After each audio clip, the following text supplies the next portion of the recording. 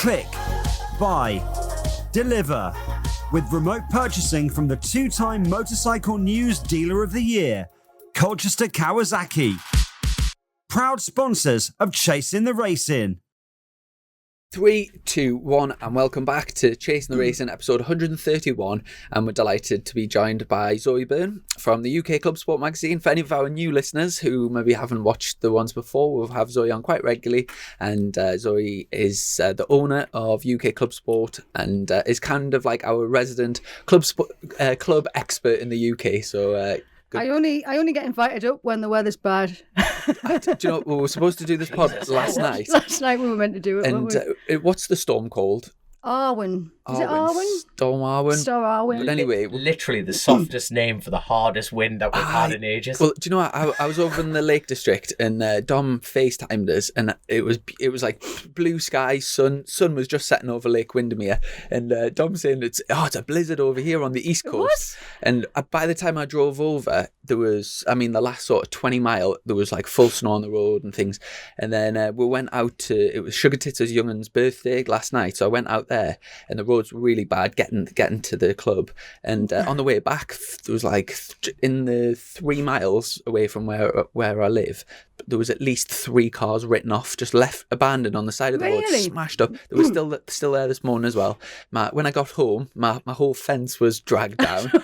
When I've arrived, it's brilliant. It's like, but do you know what? Imagine like times like this. It's like you've got to think how lucky we are to live in like where would sort of in the country would do. Because imagine there's some places in the world where like this happens every week. Well, a storm like that could imagine if it started taking down your house. And like how freezing cold, how desperate you would be. And it's a reality for some people. And it's a bit of an inconvenience for us where a few trees across our road and stuff. But blimey hell, it was It's all starting to turn into the Christmas message, isn't it? Let's appreciate what we have. It's getting to and that think time of those less fortunate than ourselves. Speaking of trees across the road, I bet you're going to be busy this afternoon. I was about to say, I was counting them on the way over here. I tell you what, that shows my dedication to this show, because I should be out making some money right now. And here I am, providing gobshitiness to the nation. So there you go. I was late getting over because there was a tree on the road in part of Gateshead.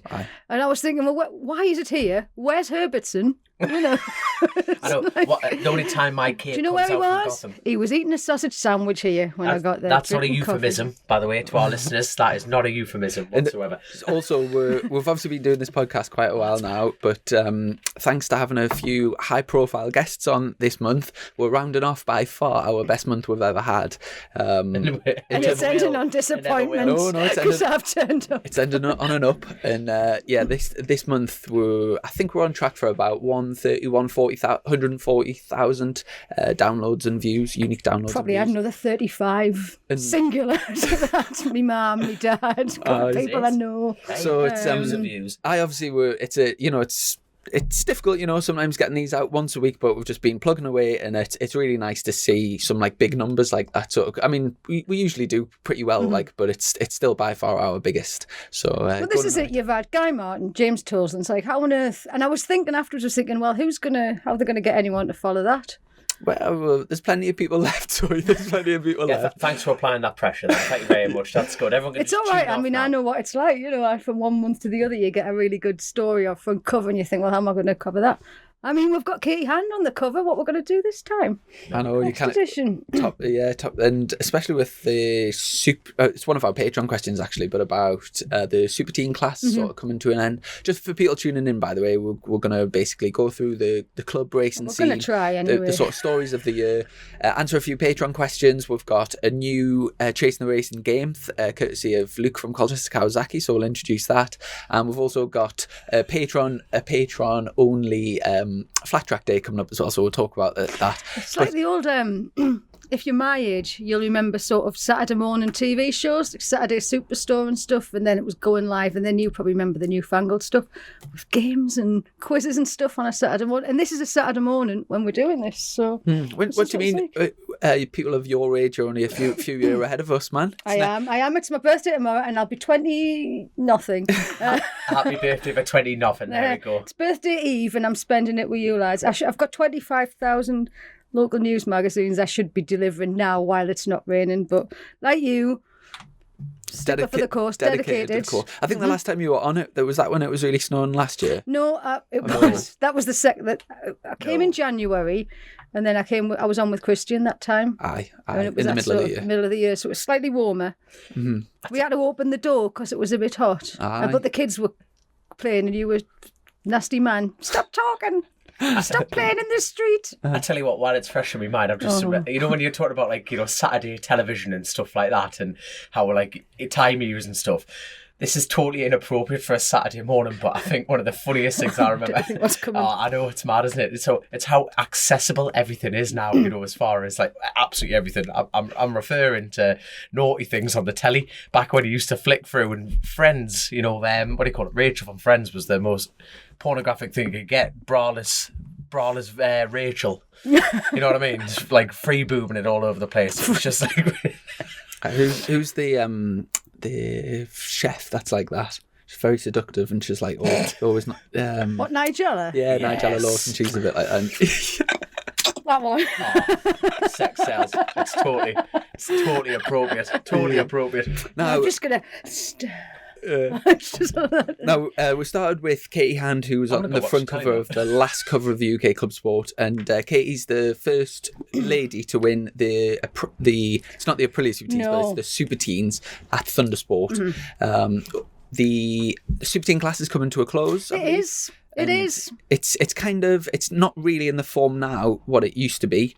So it's kind of it's a gradual sort of progress. Well, it's like a digression, isn't it? Yeah. But it's sort of, it went from the Aprilia Super Teens, which ran for years under the guidance of Ian Newton. It was yours. You were Aprilia Super Teens. Yes, originally it was actually at Bempsey, and then when Dave and Bernadette sort of split off and made Thundersport, the official Aprilia Super Teens went to Thundersport. They did also have a Super Teen class at MRO, but it wasn't the official one.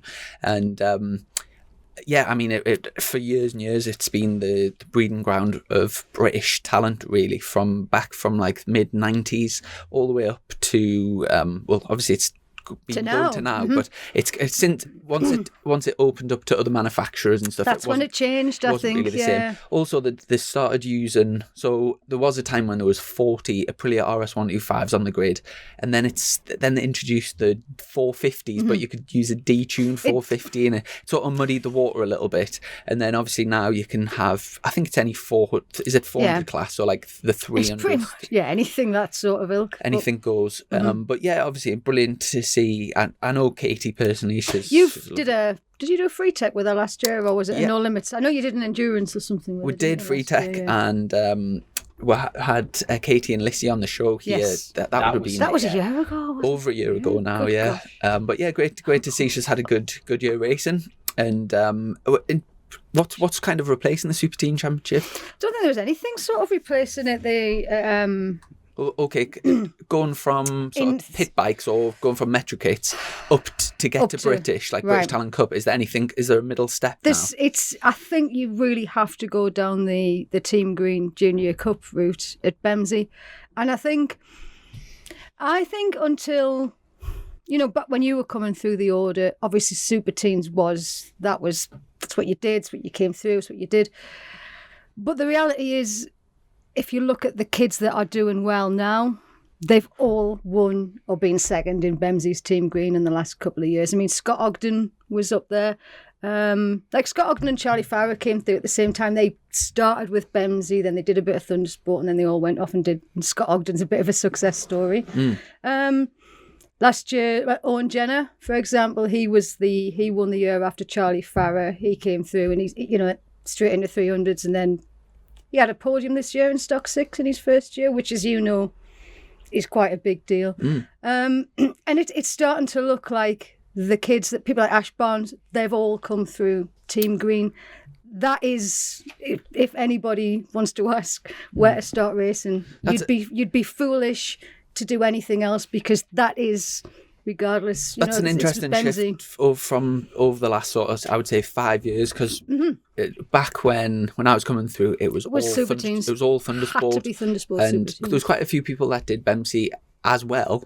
And though if people like, say, Tom Ward, for example, they only did Bempsey Super Teens and then still went through, but the majority of people sort of up-and-coming riders all did Thundersport. Now, has Thundersport kind of just parked the youth class and focusing on other things? Yeah. Do they have a youth, like, say if you were 13, can you race at Thundersport? I think so, but I haven't done the proper reading on it, so because it was never really a big announcement. It was an email that sort of came our way that somebody sent us, and we did some homework from. But I haven't written a proper feature on it yet. I haven't looked at it. It was like they were all going to be put into different classes and stuff, so it was still there.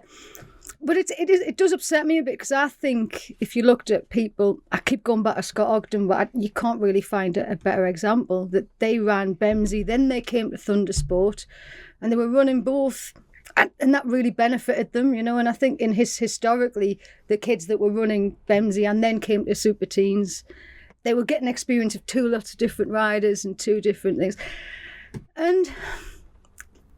It's what I also find interesting is, you could probably back this up, what Thundersport has always had is the podium and the celebrations and the opportunities for kids to be interviewed. So suddenly kids know how to, you go up to a kid and say, just get a quote.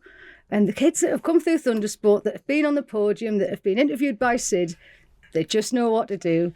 And the ones that haven't, because they don't, and it's obviously getting interviewed is quite a big part of it, and not everybody's gregarious and wants to talk and blah blah, but they have to learn that, that is a very valuable part. Now, do you know if you've had a kid, for example, that was doing really well on, say, a Metro Kit or one of the mini bike classes, and they wanted to make that step up to the big tracks, but they wanted to do not production racing, they wanted to stick on like a proper racing bike, is it possible to go straight to like British Talent Cup? Yeah. Right, so a lot of kids did. Okay. And a lot of those sort of kids that went straight to Talent Cup did quite well. But you're talking about the kids that were leading the way, again, in Metro Kits or mini bikes even, there's no point if you're finishing 12th to go to British Talent Cup. There's no point, And now and it's the same way it would be if you were finishing 12th at Bemsey. There's no point in going to Junior Supersport. Without sounding, well, obviously I am the thick of the show, but I'm going to ask the stupid question. What's you know how British Talent Cup, it almost sounds like a selection process. Yeah, it's not anymore. It's not anymore, is it? It's just basically it's the name's the only thing that's. That's a damn shame. It's like the British version of Moto 3. Yeah.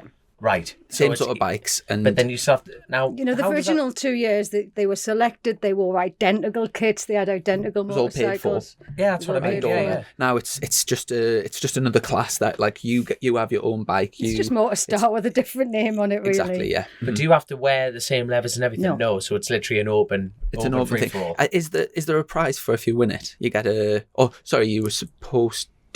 Was there something linked up with like the Spanish Championship or European? I think there might be something like that. That's why they call it the British Talent Cup, but yeah, it's not. And so the kind of route now is, for example, if you do go down the Team Green Kawasaki route and go down to Colchester Kawasaki and buy yourself a 400, beautifully and then done. go from into the British class, and get Junior Supersport. Yeah, Junior Supersport, and then it's stock 600. From stock 600, you can go stock 1000, Supersport, and then up to Superbike. That's kind of your ladder to the top. And World Championship have the problem where there's no stock 600 or stock 1000, so that you've got to go from 300, 400 into World Supersport. Supersport. Which is, yeah. Look at Tom's face. It's like, you what? Yeah, but is it, that's not old news. It's been done before, hasn't it? Mm-hmm. Well, no. No, it was riders. Has it not? Will you tell me? You two. The class has got... it is possible to do that. No, it is possible, but how many riders have done that? Because there's been a few lads who are stepping up from stock 600 into stock 1000. Mm-hmm. Isn't there this year? Yeah, but what we're saying is that World Championship, you're going from a 400, which is like very low powered, up to World Supersport, which World Supersport used to be a higher level than BSB, and there's nothing in between in World Championship. That's the... And you do meet, I've met over the years, a few parents who are like, don't want my kid to get off a 400, 300, go on to a 600 or on a Supersport bike, They wanted that sort of middle wave in between. Will this be the first time that's happened, though? This situation you're talking about? No, last few years, it's since the... How many riders can you know off the top of your head that have actually made that jump already? From a 300, 400 into World Supersport? How many people have done that? Do you know?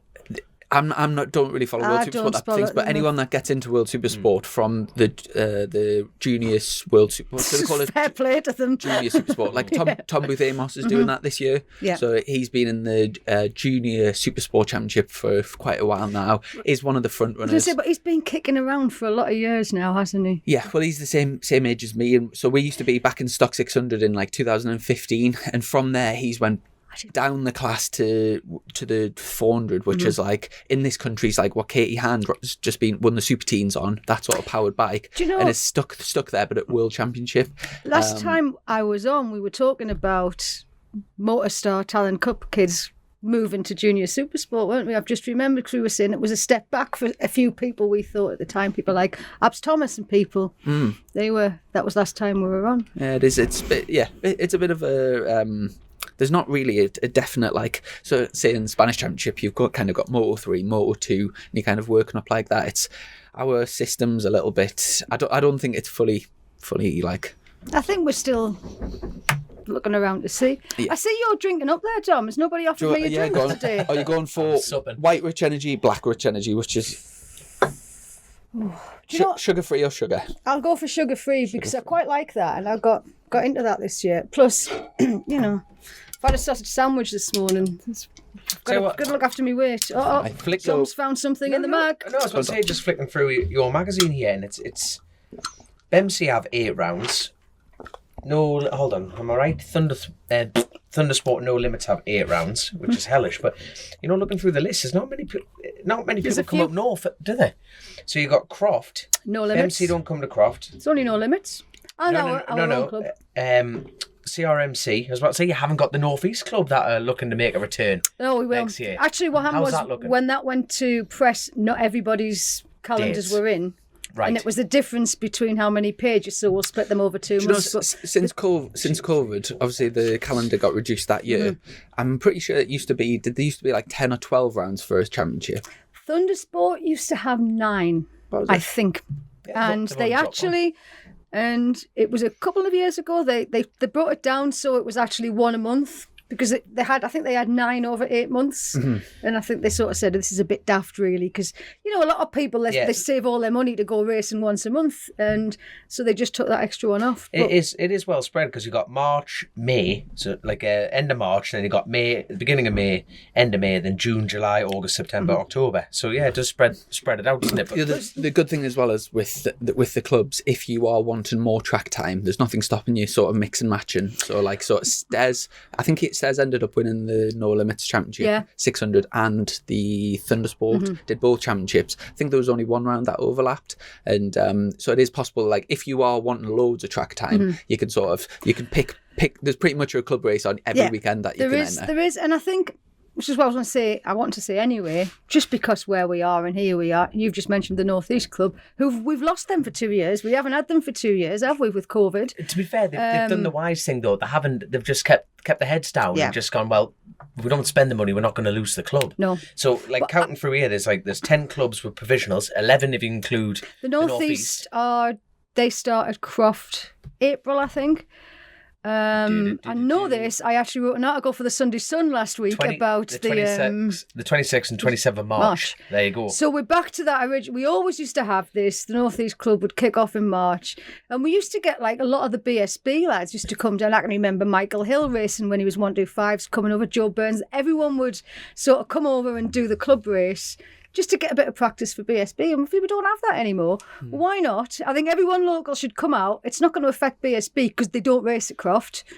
Joe Burns is back. Yeah, he did he do Knockhill or his Fortune? He's Fortune, so he's been bombing around on a Triumph, I believe. So it's good. Like it's good to see these lads at the end of the day. You don't coming back and enjoying it. Of course they are. Coming back, and from what I can gather, he enjoyed it and going to do some more. But he's got long hair now, hasn't he, or something? I seen him. He's got a mullet on. I seen him at that festival where Sam Fender and Jerry Cinnamon were. Oh yeah. I was queuing up, and me and my sister was like, "I'm sure that's Joe Burns." So I went over and had a big crack. But so are you Joe Burns? Do you know speaking of like the younger classes, before we wrap things up, is in terms of like talent spotting, is there anyone that you've seen in the sort of 12 to 15 category that's not currently at British Championship level, but you think's maybe got the potential? Well, there's obviously Katie Hand as well, so mentioned. Now, we've got the guy, this is Jack, I think, who's won Team Green, and I feel a bit, as usual, I go through this emotion every year. I don't pay enough attention to Team Green winner, and then it's a he, I shouldn't really, but it's usually a he. Then they'll go on to be absolutely wonderful, and I think I should have paid more attention. Like this year, I should have paid more attention to Jack Hirsch, who's won Team Green Juniors and Team Green overall, but not the seniors, because Phil Atkinson's won Team Green Seniors. Right. Which I would like... I'm trying to find anyone who's won more different championships than Phil Atkinson, because that's how many championships has he done now? And I always look at you because you were his mate once. I'm still mates with Phil. Yeah, he's a good guy, isn't he? Mm-hmm. But he's ridden everything and he's won everything. So now I don't know how he did it. It was wrap up and do Team Green Seniors. He does the classics and that as well, doesn't he? Mm-hmm. I think he'll have beaten you at some point, probably. Did the 250s, I think, at the classics. Yeah, I think. Oh, Factory Phil.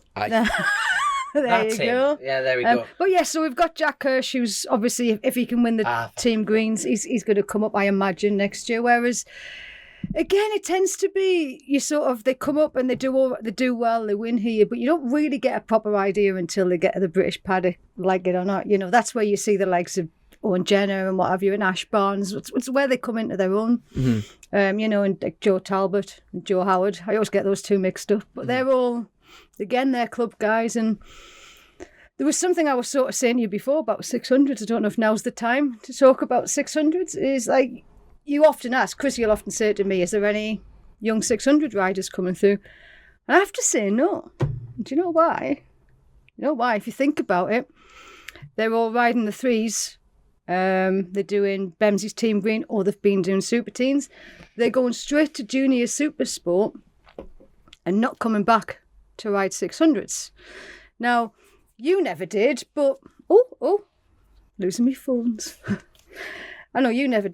That wasn't the way you came, but you know, historically, a lot of riders would win Super T, or you know, get to that level, and because there wasn't a Junior Super Sport sort of championship, they would stick around Thundersport or wherever and learn their trade on the 600. They're not now. They're going straight to Stock 6 because. You know, it's difficult. It is difficult. Egos are difficult to let you go. If you're a 15-year-old kid, who's that? It ain't me. I had to take my coat off for this because I was making too much noise. You know, egos are, it's not just egos, it's everything. You know, I used to play the violin and I remember moving to youth orchestra and then I took up the viola and someone said, would you go back to the old? I'm not going back there to play with the grade 3 people. And it's the same sort of thing, isn't it? You don't want to go back to clubs. Once making the step from... It's a very difficult thing to do. So you go Junior Super Sport at BSB, then it's very... Yeah, everyone's you know, it's like you going to do the TT and then saying, do you want to go and do the Manx now? But yeah, moving. You would, but to be fair, there's quite a few people that I can think of that say if you're not winning Junior Super Sport, but you're old enough or getting too big to move on.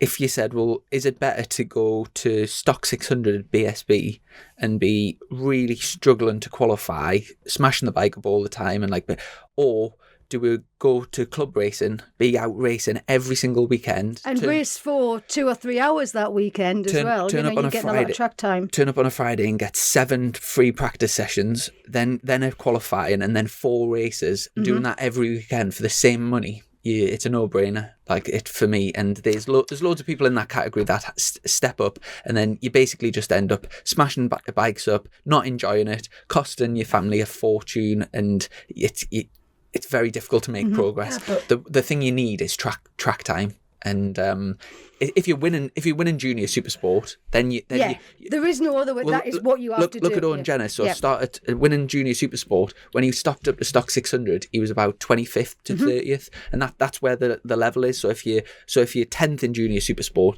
you're completely wasting your time. I think moving up to British Stock 600, because unless you are doing loads of club racing as well to get the track time, and some do, and that's the way to do it. But finances, not everybody can do that. If you've got to choose either BSB or do a full year of club racing, it's an absolute no-brainer for me. What you putting the face for? You can't remember. It's one of those. It's the sheer fact of like you only get faster by going hanging out with faster riders. I know, but that's the point. You're not.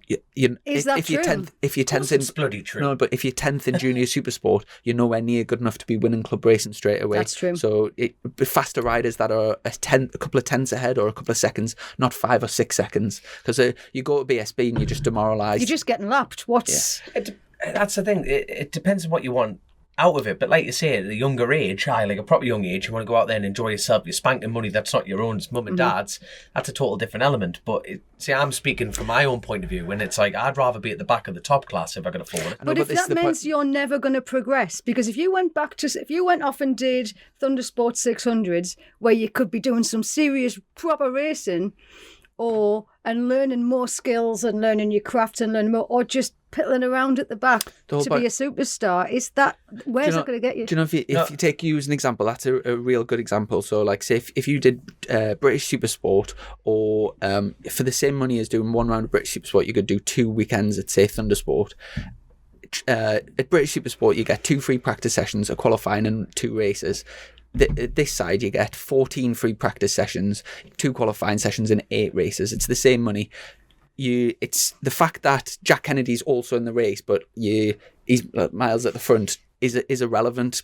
At club racing, you've still got people to chase and you're still developing your skills, but you've got probably 5 times as much track time. Also, if we're looking at youngsters, you've only got 6 lads to chase. But get to the front of British. If you can beat those 6 lads, club racing, that's when you step up to Supersport. Not if you say 5th or 6th the club racing, you've still got a lot to learn to then go Supersport. I totally understand that, but you see, I'm going to use the TT as a reference here, right? You get out mid-pack, anyone who's faster than you passes you and you get a tow. That's how you learn. That's the Isle of Man rule. I'm at the back of British. Anyone who passes me, I'm getting a tow. I get the Thundersport or something like that. There's 4, 5, 6 who are faster than me. They clear. You're getting stuck behind someone. I'm out there. What am I learning? I'm in a pack of wild animals. I've done one. I tell you what, the 2 times I've done British Supersport, first time I went there, I got lapped by Jack Kennedy. Second time I went there, I was in the points. You know what I mean? I was out, actually got a bite of the wins. No, but to be fair, in between you've done quite a bit of club racing, so that kind of... but like classic racing. No, like... Did you race no, though? Not really. All right, okay. Think about it. I've done a bit Here's of super twin racing. When you go and do your classic racing, are you racing or are you just going straight off at the front? This here was a bit of a bad example, but but in general, have you raced? Yeah. So you've learned, haven't you? Oh, I totally. But I'd rather the thing. If I had the money, I'd rather be at the back of the top class.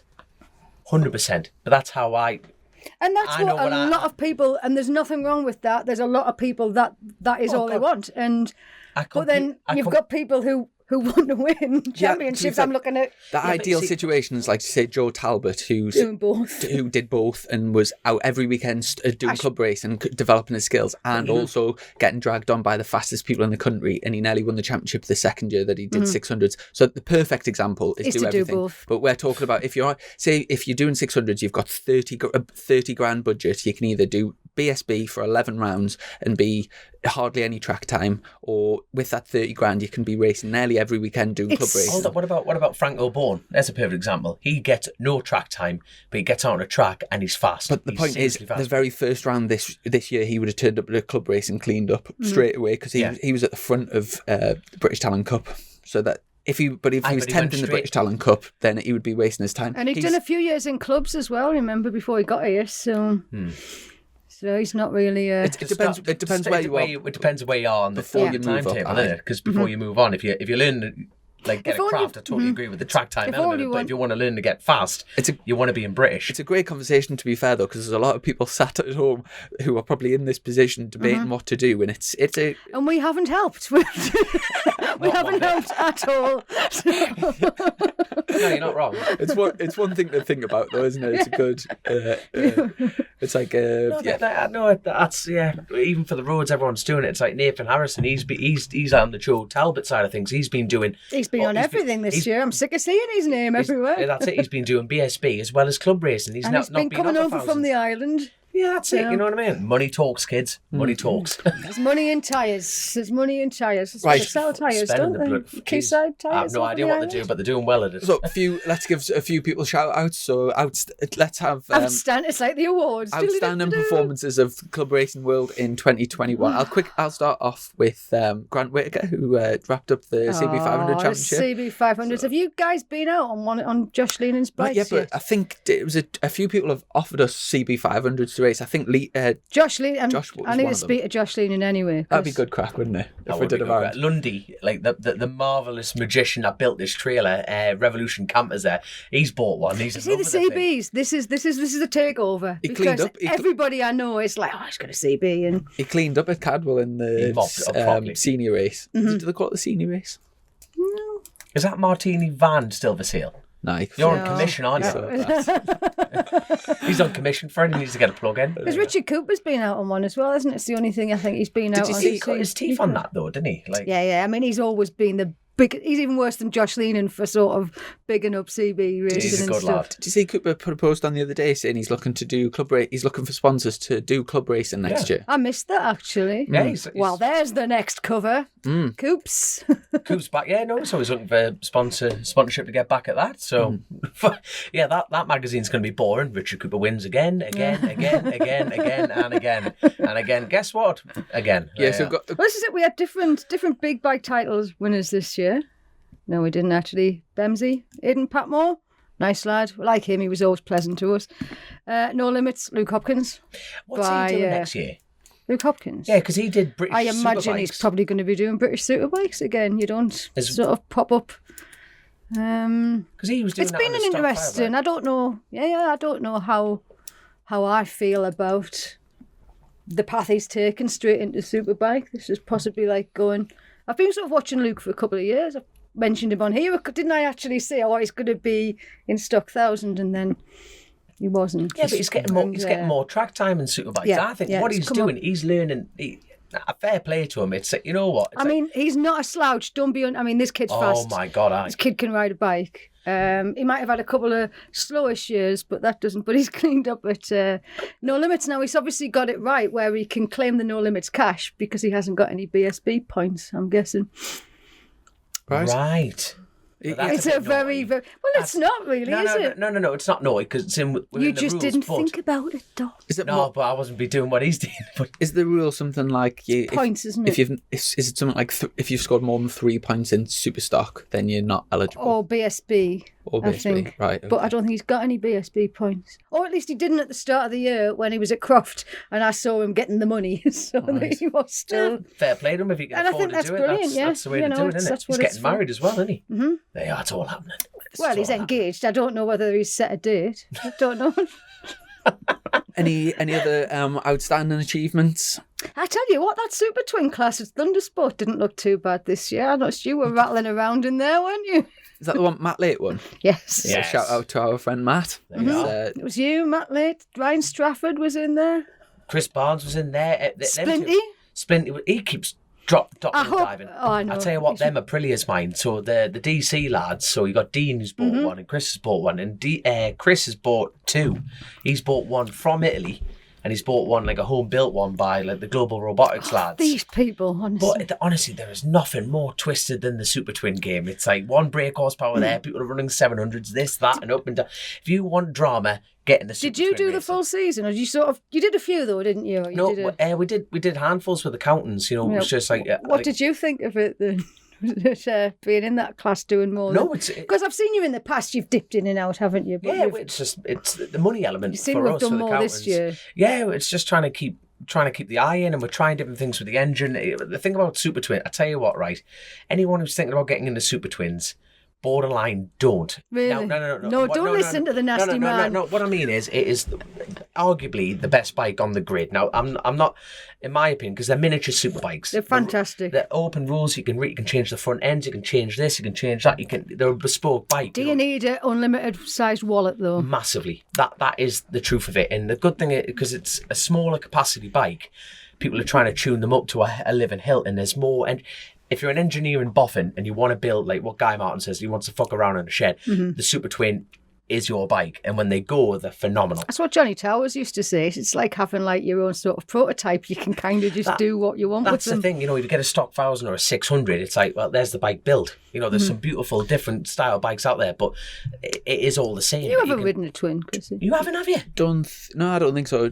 Just an interesting one on, you mentioned about the Chris buying the two Aprilias, the one fully like ready to go from Italy for like a race version of it. And he bought a stand, like a stock one, and then had somebody do it up to like a good spec in this country. And it was, if you go on, I think it's on the DC Racing Facebook page, or might just be on Chris's page, but they did a full comparison and then took them to the dyno, give a full rundown of costs of both, doing it both I need to have ways. a good look at that, And actually. then They did a really good There's job. another of it. feature of the book. Give him a ring, Chris. I'd love to speak to you. For anyone thinking about going down the Aprilia route for the twin class, it's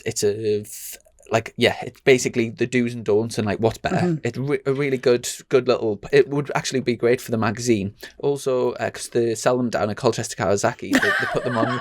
They stuck them on. That's number 2. If you go on Would YouTube, you like a rich energy to wash down with that corporateness? if you go on YouTube, there's a thing of do you know Naomi Morgan, Nick's daughter? Naomi put one on the dyno. So if you go on YouTube and as a stock bike, the 660 is it's good power. It's to be honest, as far as super twin racing, go get an Aprilia. That is the truth element. If you go buy a Z650 Kawasaki, they're really low and you have to tune them up. But you see, they've had years of development over the Aprilia. Now, what the Aprilia are banging out and what the DC lads have done is they're banging out like 95 brake off the go. What's a good? Now, I think the strongest one I've ridden was actually, don't forgive me for saying this, counting racing, but it was actually the RC Express bike that I rode at the 700. I won both races. I remember you coming back. Mate, I came in, right, in the RC Express lads, so I'm going to say how it is. They were like, oh, well, if you can get near the podium, that'll be all right. And I came in, and I remember riding that thing going, holy shit. I rode my own SV650 really building up towards that, and it was just, it actually had more torque in it than a superbike, like on the dyno sheet, and it was just, my god, you just come out of corner and boom, and it was wheels spinning out of turns on a super twin. It was phenomenal. And like Adam, who he builds and owns the bikes, and he's in partnership with RC Express, and that thing is his bit. It's a bespoke thing. He does his own engine build and everything. Wow. Fuck, Jesus, it was just woof. The thing with the twins is, for me, this is terrible, but I didn't really understand twin racing until I started doing the roads, because you don't see that, unless you're doing the clubs and the roads, you come through BSB, you don't see super twins. What are these crazy things? And then you get the roads, it's like, so what's, the first time I started roads was, what's lightweight and what's this, that and the other, and then super twins, there isn't these clubs. And it's like, once you go down the rabbit hole of super twins, it is by far, and the thing is, it always gets one race. Saying that, 2022, no, 3 even, it's going to be 2 super twin races, not just one. But the thing is, they've realised it is 2, which is that way. And they sound incredible when they go up. God, open megas and everything. But you see, it was actually Ryan Farquhar, Rhodesman. If you don't know him, get out underneath the rock that you've been under.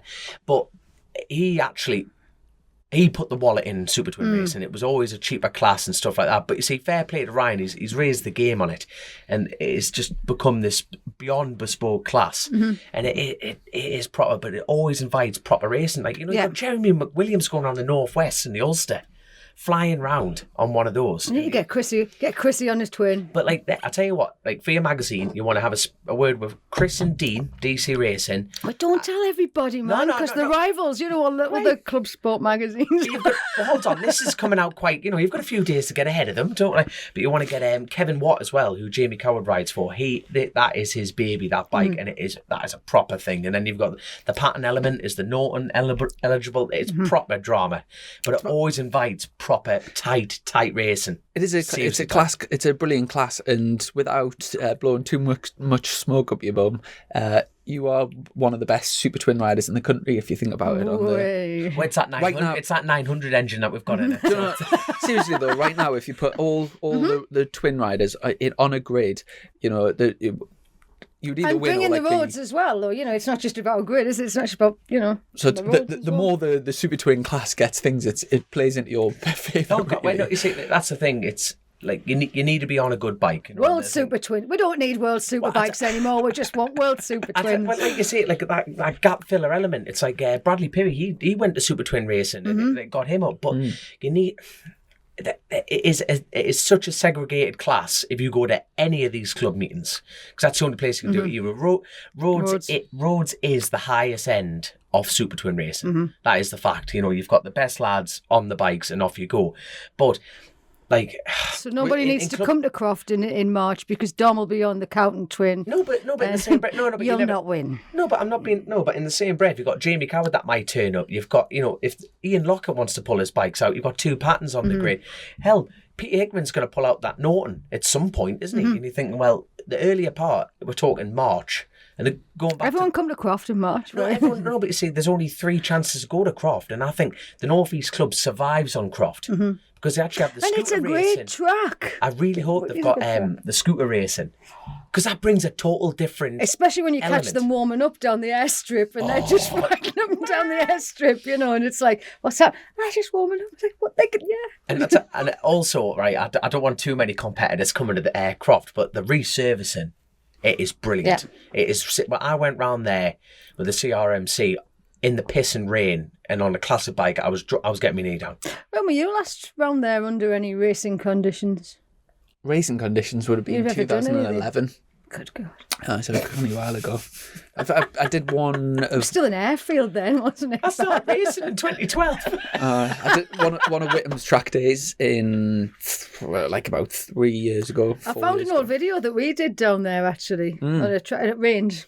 We just stood there in the rain. But was that a track day or something? Yeah. But like you say, if like depending on whatever you're doing next year, it's like you say, it's before the BSB season starts or anything like that. And like you say, all the BSB lads turn up. I hope they don't, because I want to go around there. We do often get asked about... Not beyond Twins. if there was there will be now. Bloody, what's his eye? Teesdale. Barry will probably be out there ruining it. No, I don't know. We do often get asked if there was an additional class for BSB, what would we'll want to see. I do think twins class at BSB would go down like unbelievably well. But can you imagine the cheating that would be?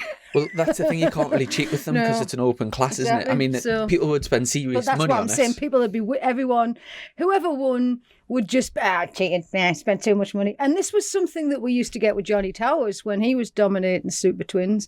I can remember, which leads us on to that other sort of thing, is people saying to me, Johnny Towers is ruining this sport because he's winning it all. And this comes back to what we were sort of saying before. It might have been me and your dad and the guy was just like, when somebody wins everything, everybody else whinges, don't they? You know, despite the fact that Johnny Towers and Ryan Farquhar were spending a lot of time developing this bike, and then they won. He's ruining the sport because he's winning everything. Bollocks! He's just raising the game, innit? And this is always what happens. You know, Johnny Ray's been ruining World Superbikes for the last 6 years. If you speak to some people, you know. Quick question, like divert the conversation. But you see, do you think? I personally think Jonathan Ray, him losing a championship, will do his career better for the long run. Is that a good point or a bad point? And what I mean by that is the fact that he's won 6 in a row. He's got something to fight for now to get it back. Now it's like, right, but you see, is Top Rack staying? He did sign like another 2-year contract, but I think it was with Yamaha. So I don't know. I would like to see him go to MotoGP personally, but I don't know if that's been 100% sorted. I don't know either. Oh God, because at the end of the day, like you kind of want. I'd like him to stay. I always like anyone to stay and defend a title if they can, because it's always worth watching. Because personally, I think. Now, I'd love getting proven wrong. It happens regular. But to like Scott Redden on the BMW, I'm not holding my breath. I'm not personally holding my breath. But that last... Well, if you haven't seen the last race, go watch it. But Scott Redden and Jonathan Ray in that wet race was phenomenal. But the one before, what the title decider, because Chrissy had said, I spoke to you on the next day and you hadn't caught them, and he was saying, what was it like? I says, that first one, it was so, because I stopped up, it was so tense, it was almost like, down to breathe, you could just, every single, oh God, this is like, it was, watching it was tense, I'm thinking. Second, third, fourth, third, it was proper, it was just like, and currently the champion still, so, no, Top Max went, all right, well, Johnny's turn, it's just like, you couldn't keep up, and then Redden, where's Redden? What's he going to do? You know, I had all visions of times Scott was going to just come and ricochet them all off. But I just think it has been a brilliant year, and I think it's just shown it's just spiced it up again. And I think getting to see all of Top Rack stoppies as well has just brought something else. His confidence on that Yamaha, we have said it for the whole season, his confidence on that Yamaha. And saying that now that everyone knows the result, because we went back in time and we're going forward again, blah, blah, blah. But Yamaha have won everything this year. Which is why I kind of didn't want them to win World Superbikes. Not that I didn't want them to win. I was like, let's just have someone that's not a Yamaha win something. Massively has been the year of the Yamaha, hasn't it? MotoGP, World Superbikes, BSB, Moto America, British Supersport's the only one that hasn't. Jack Kennedy on the 636 one there.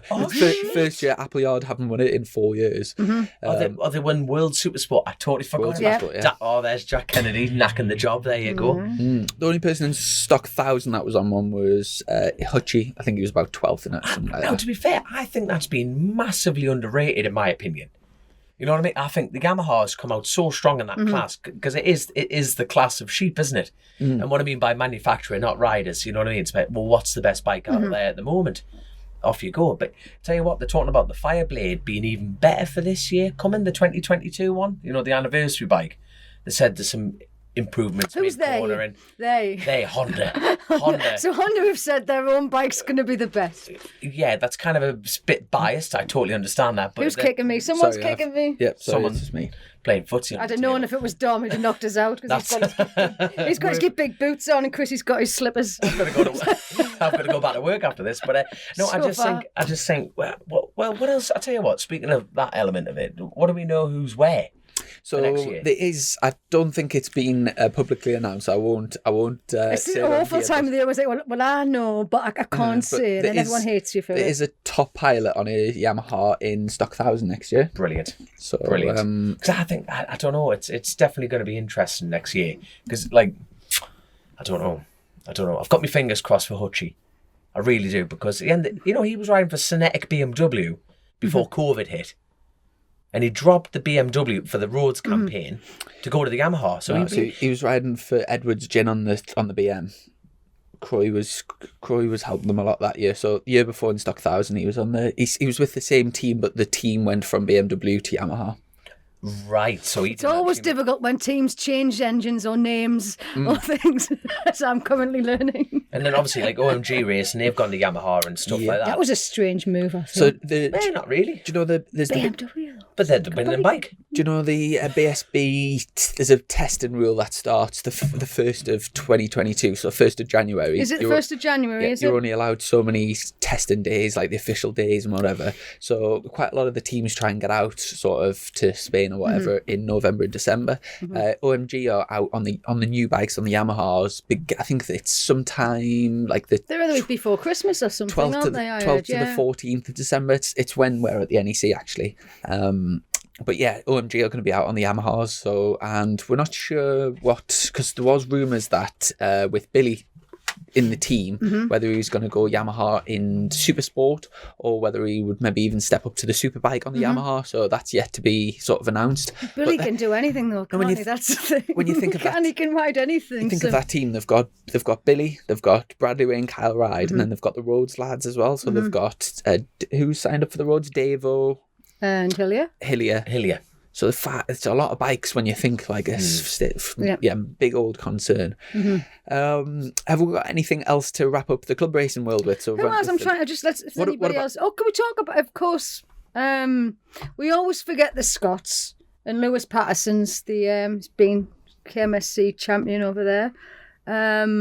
A Torkelson. Well, this was what I was going to say. The Pattersons, you must know the Pattersons. Do you know the Pattersons? Because there was Torquil and then there's Lewis. Well, Torquil's retired now, apparently.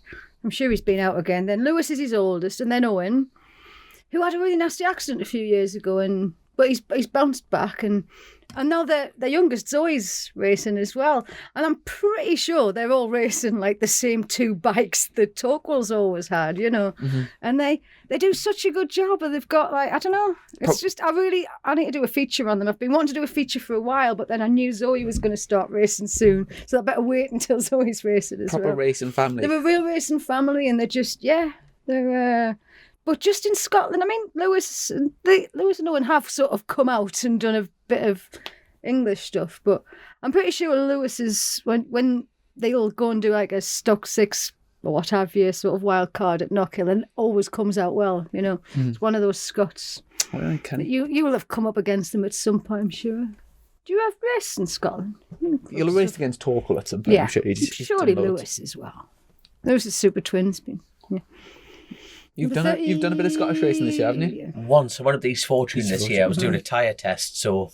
You will have, or at least Torquil, because he was racing with Splinty for a while as well. So let's. What's Splinty's plan? We've got to talk about Splinty. I can't. If I have to write, I mean, how many times have I written that man's retired now and then come back? I don't even believe him that he's retired. He reckons he's retiring again. He hasn't. I mean, he retired and then came back. And then he retired again and went to motocross, nearly killed himself at his first motocross race and decided the roads was far safer, and then came back and then started doing short circuits. Turned out he was quite good on the short circuits. And he's wasted all of these years. Not wasted, but he's spent so long on the roads, actually. But do you know what? And he's retired, he's selling his whole setup, and he's been going on all year saying, I'm retiring. And I'm hoping he comes back, because... The return of the Mac. I don't know how many. For the Sunday Sun, I'll just go and find the old stuff. Scott Campbell's retired again. Just change the dates. Just send it straight to print. I seen on Facebook yesterday. Do you know Milo Ward? Yes. Have you seen so he's ditching BSB and he's going road race, and so going to over to do the TT starting from next year. So Milo actually bought I think it was a Metrokit, or it might have been Metrokit and my Super Team bike off it. So it was like sort of following me through, but like a year behind type of thing. Am I right thinking he's been on the back of a sidecar as well at some point, or am I losing some? I'm not sure. I'm sure he was. He's a big lad. Yeah. If he was on the back of a sidecar, well, this was it. Or he had something to do, or maybe he just looks like somebody. But yeah, he's a fast lad. He's been doing super stock for the last few years. He was at the front of Super Stock 600. Yes. But for the size of him, he must have been given away like probably about 2-3 stone on some of the people he was racing, and he was still battling for podiums. And then he's jumped up to the 1,000. Obviously, so how do you explain that away then? If on the straight, he was like the equivalent of Phil Crow, like he was just getting annihilated on the 600. On the 1,000, it's less important, but it's still given away. Like for example, like if me and him were both on the same bike this year, for him to say do the same lap time as me, he's got to be so much better than me in the corners and take so many more risks just to do the same lap time, because every time we get onto a straight I'm like considerably faster, purely because he's so big. And Dom can answer the second half of the question, is on the roads, is that such a big deal? Is their weight as much of a size? Because you sort of assume that the roads lads aren't necessarily as tiny generally. No, I think natural traction action's a huge gain in some places, especially around the Isle of Man. It's physical. Like I've met him. Yes, I have met him. Why am I interviewing you guys?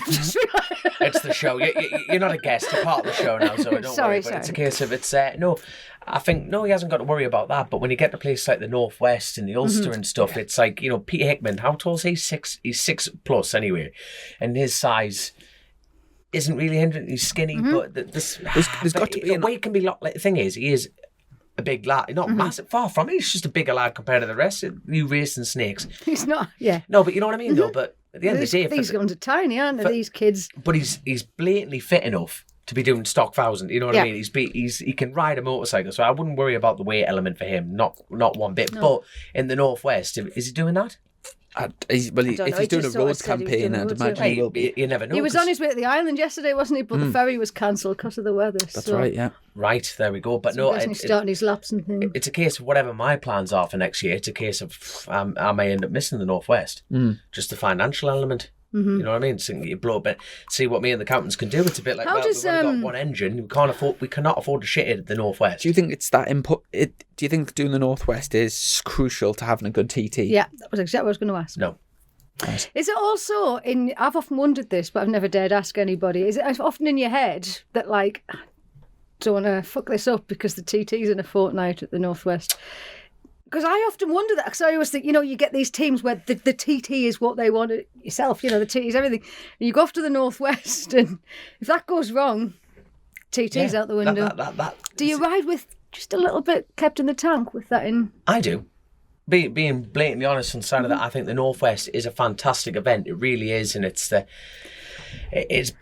of the three-headed dragon when it comes to the roads. And when you go and try and get sponsorship, which always shows difficult. But imagine if you just turn around and go, I'm going to do one event a year. People just slap you out the door before they even tell you, no, I'm not doing anything. But if you go, I'm doing the international scene, it's brilliant. But the fact that they've got controlled fueling at £3 a litre, you know what I mean? You're smashing tyres. Absolutely. The thing is about it's like delamination on tyres. The E5 pump fuel now is like 170. It'll be up. I bet it'll be even more than £3 for race fuel. And it's do you have to run your pisses me off that. It really does piss me off that. What's that? Wait, the fact that sometimes the organisers decide to piss on you and call it rain. You know what I mean? And the fact they go, it's a safety thing.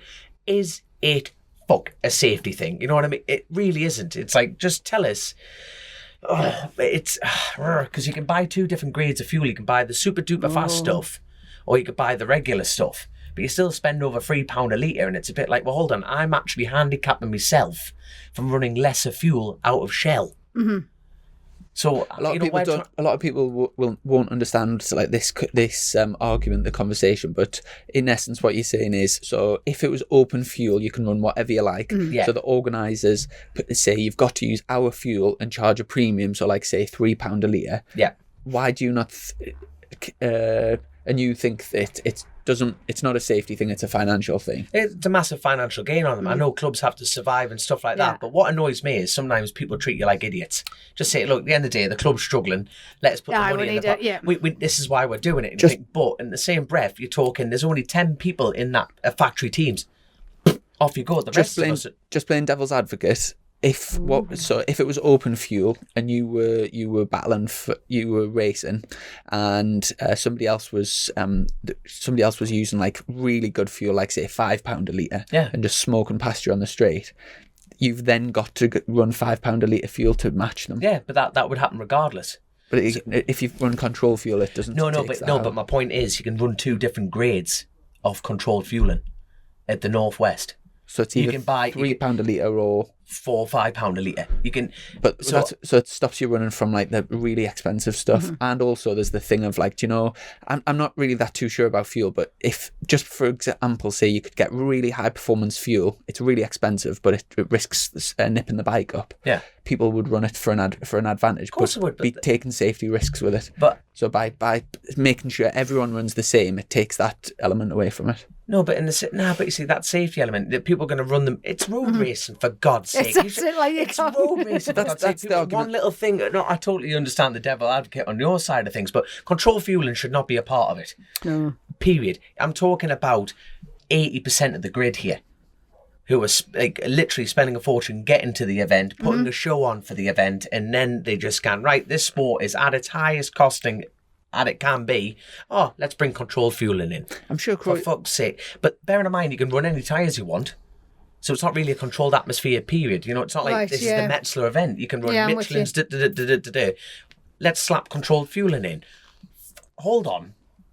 This is not bringing the time, this is not bringing the fairness at it, equalness whatsoever. Controlled fueling is just a money-making scam.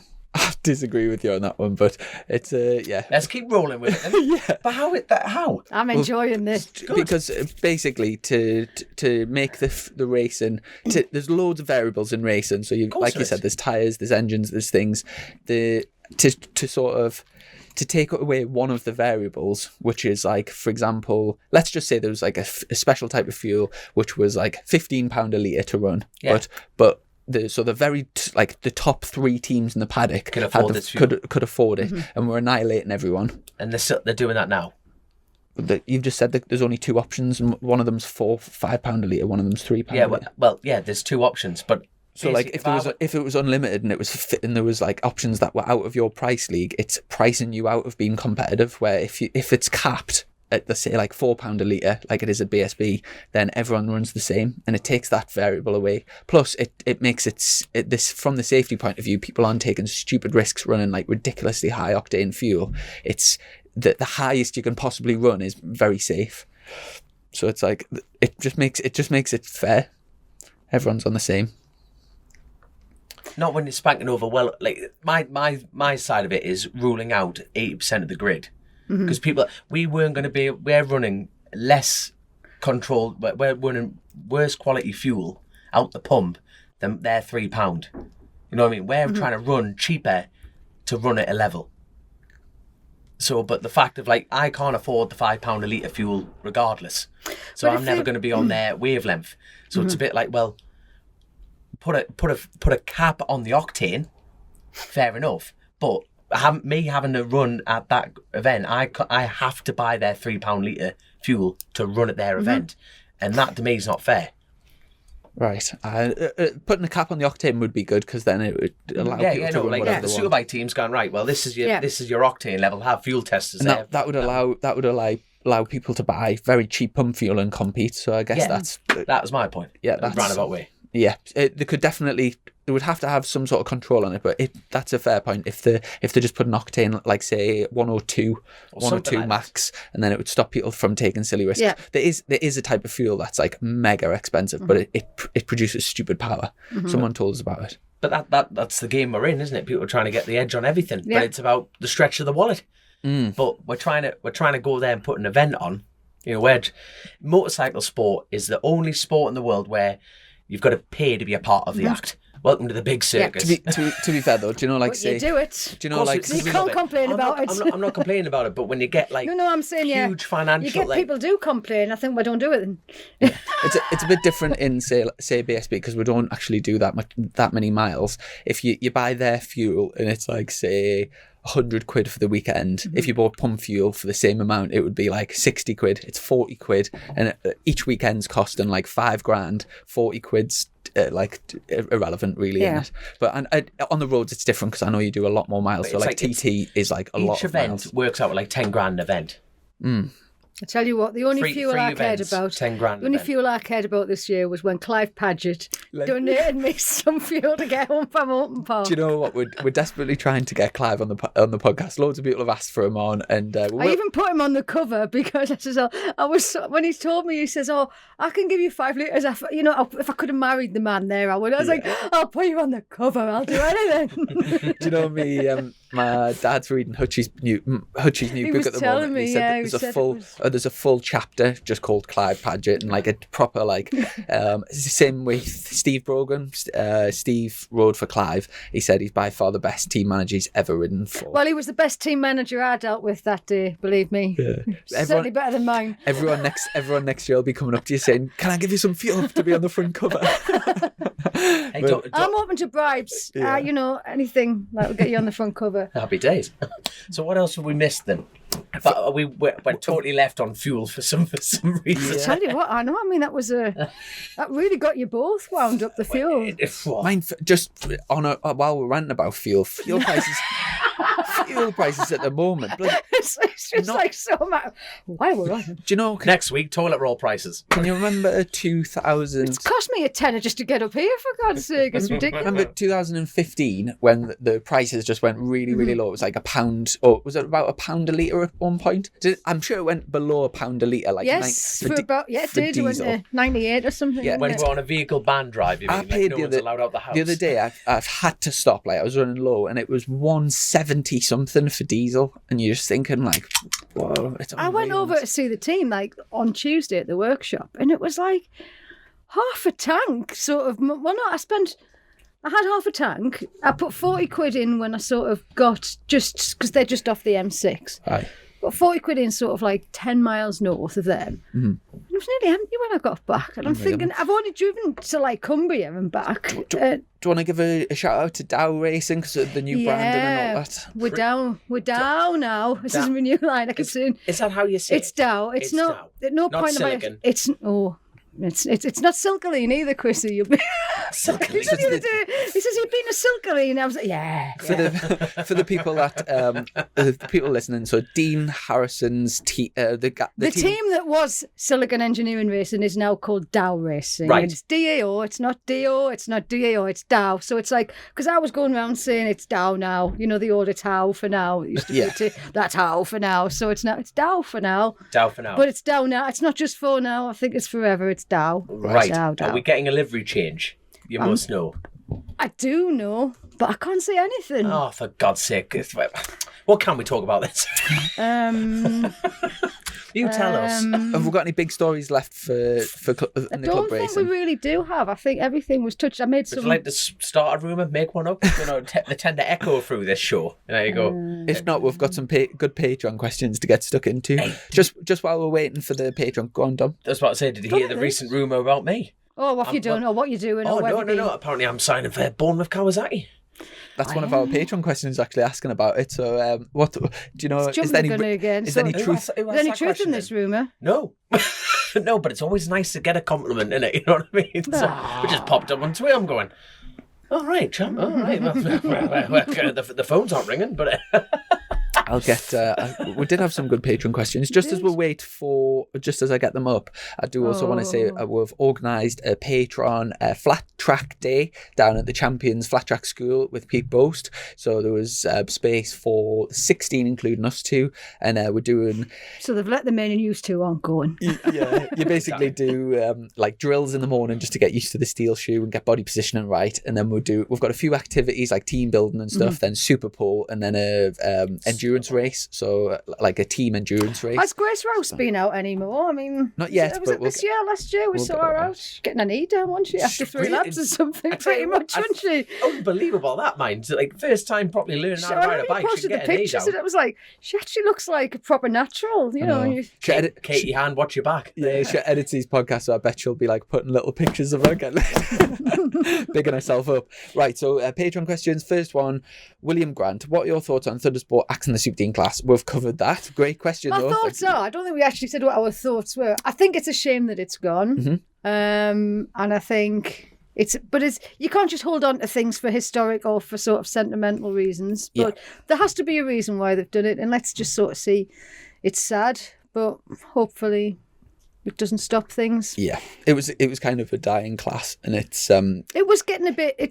It's trying to find the sort of, a class that when you were in it and there was, 35 of you or something. Like you said, the team green thing's kind of replaced it, hasn't it, for that age group. Sam Higginson, will you both be attending the North Yorkshire Road Race Supporters Club on the 7th of December? Also for Zoe, what's the best way to get into motorsport journalism? Love the pods with Zoe on. Looking forward to this one. Can I just start by saying I'm definitely going on the 7th, are you? Yeah, well, hold on. So I am down at the NEC on the 7th, on the Tuesday. Right. And then on the way up, we're going to have to go there. Right. So that's Joe Ackroyd and Dan Linfoot. I'm sure you can go to Larry Carter's for dinner as well on the way up. I'm sure we'll... That's in Northallerton, isn't it? Mm-hmm. So anybody else that is listening, if you want to... If you want to go to Larry Carter's for food, I'm sure we'll let you in. It's going to kill us. It's the Golden Lion Hotel in Northallerton. It'll be starting... Doors open usually for about 7:30, 8 o'clock start. Joe Ackroyd and Dan Linfoot both been on the podcast, both cracking lads. So it'll be a good night, and I'll be sat there on the side selling bobble hats. So if can I just point out, I got here today, everybody except Dommy, they're all in Joe Ackroyd gear. He comes in a Joe Ackroyd hat. Grace is cooking breakfast in a Joe Ackroyd t-shirt. It's like, what is this? This is the Joe Ackroyd fan club. I haven't got any kit Joe Ackroyd, so you can send me some as well, and I'll swap mine for a spray job on me lid. So I gave mine a HG Concepts. I'm like, do you want a Joe Ackroyd hat? He goes, yeah. I'm like, there's me lid, spray that. I'll give you a Joe Ackroyd hat. So thank you very much, And Joe. then, great question about the motorsport journalism. It's funny this actually, because I did an interview just yesterday on this from a girl who was wanting to be one. How did I get into it? Right, in a nutshell. I knew I wanted to be a Formula One writer initially.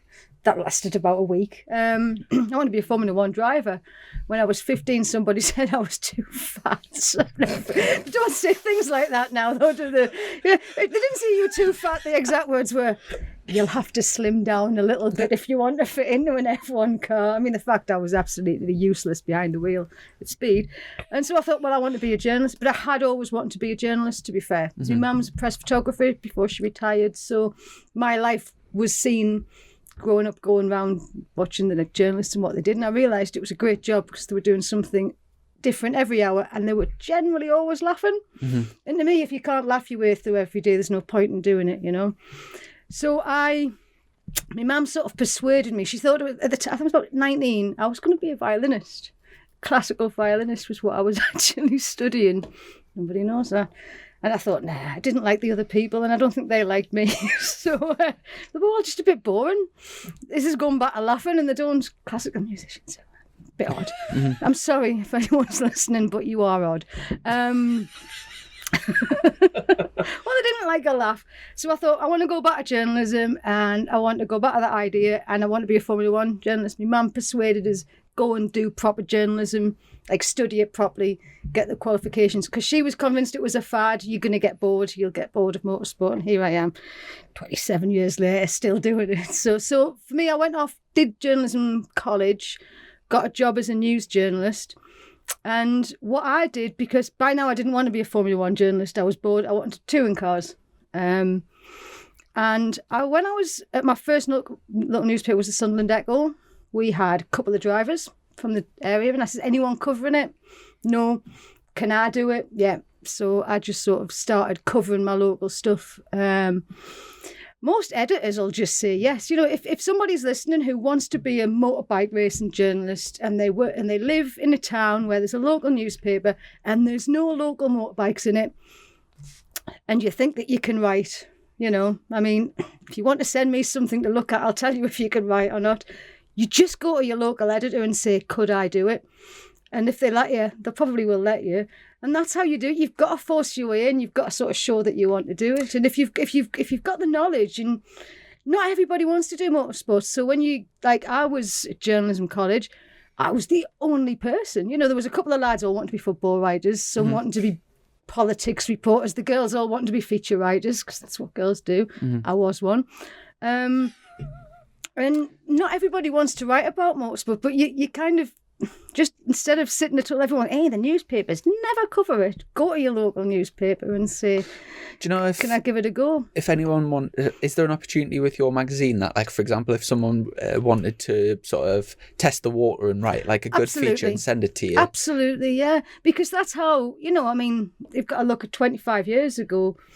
I would have wanted that break, you know, and you sort of like, I was ringing Autosport saying, I've just interviewed Jason Plato, have you got space for a feature? And as it happened, they did. But I mean, you don't get paid for it, but you don't, it's work experience and stuff. So is it Zoe at UKCLUBSPORT.co.uk? Yeah, but Zoe at ZoeBurn.com is the best one. Right. And don't message us on Facebook. I get hundreds of people message me on Facebook wanting to be in this magazine and my other one. And I honestly don't really read my Facebook messages anymore. So it's Zoe at ZoeBurn.com. Yeah, Excellent. That's the best way. And if you message me on Facebook and I don't reply, it's nothing personal. It's just, there's so many. You're just too famous. Well, no, it's not that. It's not fame. It's people wanting. Yeah. And just while I want a quick plug as well, obviously Zoe's done all of my my website, my PR for years, and it's obviously a massive part of the sport. It hasn't been as good this year because a certain person hasn't wanted it updating every week. I only like good news. So yeah, there's not been too much on this year, but do you know what his first words were after his win at Alton to me? You better get that out there. No, it was, we can do a preview next week. All right. We can do a report and I bet this gets edited out. No, it'll be going in. So if anyone's racing, either club racing or a BSB, and they want somebody to like do previews, press releaes, that sort of thing, get in Zoe at ZoeBurn.com, and you can get in touch with. Because, for example, a lot of people, I'm giving away all my secrets here, but it's Herbertson's just fresh hatted. A lot of it's bloody fresh today, and I've got to go to work. A lot of people. Well, the commentators often, like say Fred Clark and stuff, are often talking about like trivial things about me. It's not just because like he knows them off things. It's because Zoe, Jack Burnacle's the man. Or Jack and all of the commentators. So before every round, Zoe writes like a preview and sends it to them. So when they're watching the Stock 1000 race and there's kind of nothing's really happening, they've got something in front of them with all my stats on. So that you can do exactly the same. Just get in touch with Zoe for more information. So there's a nice little plug for you. Next question is from Jesse Mortimer. Bit of news on where you are both at regarding rides for next year would be good if you've got it, boys. As an addition to William's question, what classes would you like to return or indeed started? Would a naked street bike class not be worthwhile? KTM, Duke, MT09, etc. A naked bike would be. I think that would be pretty cool, especially. Well, there is ones at club racing, isn't there? Yeah, no limits of pushing the Z. Z something, the naked bike. Z something, yeah. Yeah, but Tim, Tim Neve absolutely banged a serious lap time in on one of those, and it's like he was going around Cadwell doing that. They've tried over and over in the past, haven't they, to make it a thing, and it's never worked. And I don't know why. I think it just needs the right people in it to maybe just give it a. I've got to be honest. If I was going to get a bike for the road, just for kind of like commuting and whatever, I think like one of the ones with like a proper, like you can get ones with like a proper engine in it, but the sort of the naked bikes, that's the sort of thing that I would personally want. So I think having a racing class with them, I think would be great. I can't imagine you on the road. Can you imagine Chrissy riding on the road? I've seen him drive a van, so driving on the road on a bike would be fucking terrifying, to be fair. Like, bit of news for next year. I've got nothing to update on. I've got nothing sort of sorted. Speaking to a few people at the moment about like potential ideas. He's waiting on me sorting out his press pass. Yeah. His press pack. Soon as I have any news or anything, I'll obviously update on the podcast. But right now, there's nothing sort of. Nothing penciled in at the moment. What about you? I'm saying nothing until I see confirmations. None of us can say anything. No, it's not that. It's just I'm just fed up with getting my hopes up on everything in general. And I think basically the events have to be there first. And years we've taken it for granted where the events are coming, and then you worry after that. You know, I'm not being pessimistic. Everything's looking stronger, more promising. The news is coming out from the Manx lot saying, yeah, it's definitely going to go ahead, blah, blah, blah. But it's the way the world is at the moment until, well, I won't be allowed back at the Northwest because of my fuel rant there, but I'd like to go back. But no. Quick question for you both. So if 100% was definitely guaranteed, 0%... Pull that down, you look special. Oh, leave me alone. You just focus on your ass. 0% is definitely not happening. Isle of Man 2022, 100%, 0% or anything in between. What do you think the chances of that we're going to get a full TT this year coming? Oh, God. We weren't allowed to use the coronavirus word, were we? We're not allowed to use the O word now. Because if we'd done this podcast last night, I'd have probably said there's absolutely no worries at all about a TT. But then I've read the doom, gloom, misery, panic and stress of the new Scarian today. Oh, yeah. Which is threatening to...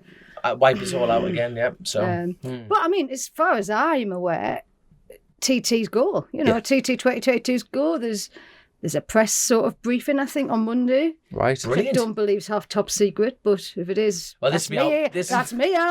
Wait, it'll be out. This will be out Monday anyway, so don't you worry about it. So would you say 99%? Yeah. For like pretty much 100% guaranteed. What about yourself? But I say that, but it's heart, rule and head, and it's the same as Dom. I just wanted to be 100%, but it's not. I'll believe it when my feet land, when I step off the ben. Yep. When I get there. They're going to open the entries, what I've heard on the rumour mill. Middle of December, they open the TD entries. Beginning of December, the regs are coming out. I think once the regs land, it's game on for me. Because this time last year, they kept quiet. They kept quiet through Christmas, and they just kept quiet. They kept quiet. And then the news came out. It's all happening, if you know what I mean. Now... things are starting to move social media wise. Everything's starting to get the Ulster Grand Prix. That's looking stronger and stronger. I was going to say, I would assume if the likes of, let's go back to Milo Ward, if he was on his way over for the weekend, that's got to suggest he's starting to do his laps. So, is that sort of, that's sort of his all, if he's doing laps with Milky or whoever, that's not just him going over off his own back and spending a weekend on the, if that sort of thing's starting to happen, then... surely they think. Yeah, oh God. No, I'm with you because I never look forward to anything in life at all.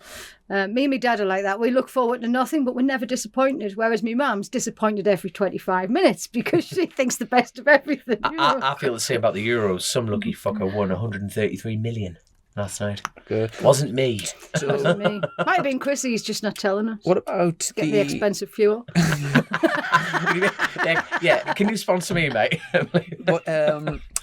What about TT Day at the NEC? Is there, because you always have a TT Day. Why isn't, if it's 100% on next year, why is there no TT Day? But there isn't. What I was wondering, and this was a question I was speaking to the Dow people, as I have to keep saying Dow now. Is the bike going to the NEC? For everybody though, I mean, even like everybody's bikes are different to the last time there was and if you think about things like, well, we'll have the winning TT bike and the winning, not for time for 2 years. Everybody's different, the teams are all different, Peter's team's different to when he set his fastest lap. We're different with Dean and... Well, it's probably to save a bet. Now, the thing is with the NEC... Is the NEC a shorter event this year? I have no idea. Just a full week, Is it? 4th to the 12th, yeah. Is it? Yeah, so I think as far as the TT lot, they're all from the Isle of Man. Mm-hmm. So, in fairness, why would they want to take the risk of situations change? In the same breath, it's a lot of money. They've got a lot of things to focus on. There's a lot of changes happening on the Isle of Man. There's a new government in place on the Isle of Man. They have got bigger fishes to fry than putting something on. But They don't need to advertise the TT. They don't need to advertise the TT. Very good point. And like you say, they've had 2 years without it, so it's not like they can pull out last year's winning bike. I mean, I and put it don't on know. display. That is not an official line. That is just me wondering. God. You know, I have no idea. But it's a good point that you say if there isn't, there's a BSB day, isn't there? But in the same breath, if they put something on, it's a bit too like, something's going to happen. This bike won a race 2 years ago. What? Exactly. But it's more advertised. Like you've got your target market of motorbike fans, and all the motorbike fans in the country congregated in one area. If you're bringing back an event and it's bigger and better than ever, I don't think you need to advertise the TT. You'll not get a room. You'll not get a bed. Anyway, I've just said the dreaded phrase, "Bring back better." Take that out. I'll cut that Get out. Get out. But I think that's, ladies and gentlemen, we're going to wind this podcast up right now.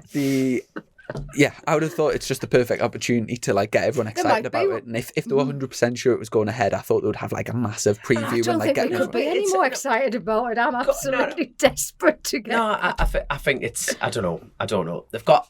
Hey, it's a big show to put on. They've got a lot to be on. They might just not have announced it. They might be going to make some announcement in this press briefing. This time, there's no TT launch being done. They're always good. I always enjoy watching them on the TV. I enjoy being at them. I bet they're good crack. Why? They are. The big Imagine display and everything. You get sent over there in March. It's freezing. They fly you over there. Everyone has a few drinks. Fly you a drink. You'll be at the next TT launch, won't you? Yeah. The top. I'd have thought you would they'll have be. the seeded riders. Dom, you'll be there. No. Well, it's only the top teams that announce. Isn't it? You know what I mean? It's they don't actually have. They get the Birchall lads on. They get. Well, yes, but they might. Holding on. They get. I'm trying to think. They get the same replacements. They get Dean there, Hickman there, Hillier there, Davo. Then do they get all the media McGuinness. outlets? They get McGuinness, obviously. Yeah, McGuinness. But it's kind of the same thing. They get Davy Todd. So yeah, but then they get the newcomers up. You know what I mean? Davy Todd will be there. Do they get them? But when they get the top 10 from the seniors, surely they might get you. You never know. You never know. I wouldn't say no to the invite. But I'm not in charge of the TT's marketing, but surely they might. Do they get the media outlets there? We might get a media passed on, me and you. They don't. No, they'll invite you, but not me. Dom, right? We'd like you to come to TT launch. We don't want you on stage, but you can report on it if you want. I'd be happy to go. I'd be happy to do that and all. There you go. So if you want to sit there with me bobblehead pissed. Yeah, they sort of ask a lot of media there. They would, Chrissy. That's it's Bex. It's Bex and them, isn't it? Bex from Honda. Was this Motorcom? Right. We'll be in touch, Bex. Right. I gave her your number, so when you did you were meant to be at the NEC or something, weren't you? Tracking thing. That was my fault, yeah. Champion, thank you very much. That was a min crack, that. So we've got two more. Mike Orton, echoing Jesse's question, are you both sorted for rides next season? So we've kind of talked about that. I'm sure that I read something recently linking Dom to Bournemouth Kawasaki. Any truth in it? Any updates or good news? Who was that from? Where was this read? Mike Orton. It was all over Twitter. It was all over Twitter. I even retweeted it. Did you start it? No. I retweeted it. I was over the moon. The compliments were... thank you very much. But no, there was no phone call from Bournemouth Kawasaki. Can we get any of the patrons to write in and tell us what they'd like Dom's next column to be about? Because he doesn't know what he wants to talk about. I never really do. Yeah, I was about to say, could you, anyone who wants to be part of the magazine, they can take my spot. So Zoe's sick of me. So do you know that when you're talking about the room... You're not getting out of it, Herbertson. I'm signing you up for another season. Jesus wept. You're talking about the rumour mill with Bournemouth Kawasaki. I've completely forgot what I was going to ask there. I had a question. Never mind. That happens to me, and I think it's old age, but it clearly isn't. It's stress. I think you're both equally as stressed. There you go. I'm getting on anyway. Right. Oh, shut up, man. Daft twat. Also, Dom, a few pods ago, you said that you were testing some tyres at the TT that nobody else was currently using. Any update? What brand were they? Avon by any chance? Oh, not Avon. Did you talk about the other things? No, did you? Oh no, but I've got actually I've hopefully got a test with Avon to try out some radial tyres for classic bikes. Right. So, knowing my luck, hopefully it'll probably be in the middle of February on a freezing cold track where my collarbones will get obliterated. It's February though. There's plenty of time Have to you got any? bounce Have you back. got any crack on the tyre testing, or do you want to? Not yet. No, I want to confirm what I'm doing first. Right. Before. I don't know why anyone would ever want to ask you guys questions because you can't give anybody an answer. No, can you? but we eventually do, if you know what I mean. But it's that funny thing, though, isn't it? You know, people, and I see people emailing pages, any news for next year, and it's like, well, and if there was, I would tell you. You know, I'm not just. No, but in the same breath, though, the patrons, we have like the good thing about the Patreon system is when people come on board, we have like monthly quizzes and stuff like that, and like little chats. So to be honest, me and him end up going, bollocks, we'll tell you anyway. So if you become a patron, I'm literally, you So can buy basically, the if you become a information. patron, you can find all about what tyres Dom's been using. Right, not a problem. You become a patron and we'll get you slapped on. They You are can good sign crack up. them. We'll do a Zoom, is it like a Zoom nights with the patrons and like have it like I'll have to get on one. I'll have to. By the way, we're going to ban one first patron, Ryan Garside. It cost us £1,000 when we were leading the free tech race. What's he done? He cost I was so 1,000 pleased. quid. Do you know It what? was- I was so excited to find that you were all racing together, and I was That's like, actually coming on the next question, so we'll save it. if they don't win, they'll be the dear nout me. the matter. I remembered what I was going to say. So do you know how John McGuinness has been rumoured to go Honda? That leaves a space at Bournemouth. That's obviously why you were getting rumoured. Any rumours on who's going to Bournemouth if it's not you? You know who I reckon will be on it? At a guess. Total blind guess, driven by nothing else. Go on. I reckon David Todd. Because him and John are Padgett's. good friends. You reckon? Padgett's, I would say. He's You well in reckon? with Padgett's, and he's been. Why would David why would Todd they do go all the super stock Bournemouth? racing and get up? I don't know. I thought Dave Todd had Honda sort of running through his. He seemed to be. Like, obviously, the Supermoto, the Wilson Craig element. Yeah, no, I think at the end of the day, the Bournemouth ride, Jesus, where Bournemouth have been around since God was alive, haven't they? And they've won multiple TTs. They've won. If you take Davey away, who else is going to go there? Like a sort of top 10 man? On the Bournemouth element. There aren't any that's not snapped up. That Milo. They are getting Milo. But no, You can obviously see why you're getting rumoured, because like if you haven't got a ride, I tell you, if Bournemouth want to pick up the phone, is Jamie Coward sorted? Last time I was speaking to him, yeah, he's sorted. Yeah, so the KTS team, like Kevin Watt there, you know, they've got the lap record around Oliver's Mount, and their Super Twin is literally a super bike. It's outstanding. Jamie's happy, and when Jamie's happy, he goes fast. All So- the top roads people I can think of have all got rides. So that's what I mean about. Yeah. But you see, David Todd's the only one who hasn't announced. So is that Glenn Irwin? That'll be Glenn. I'm assuming this is the thing.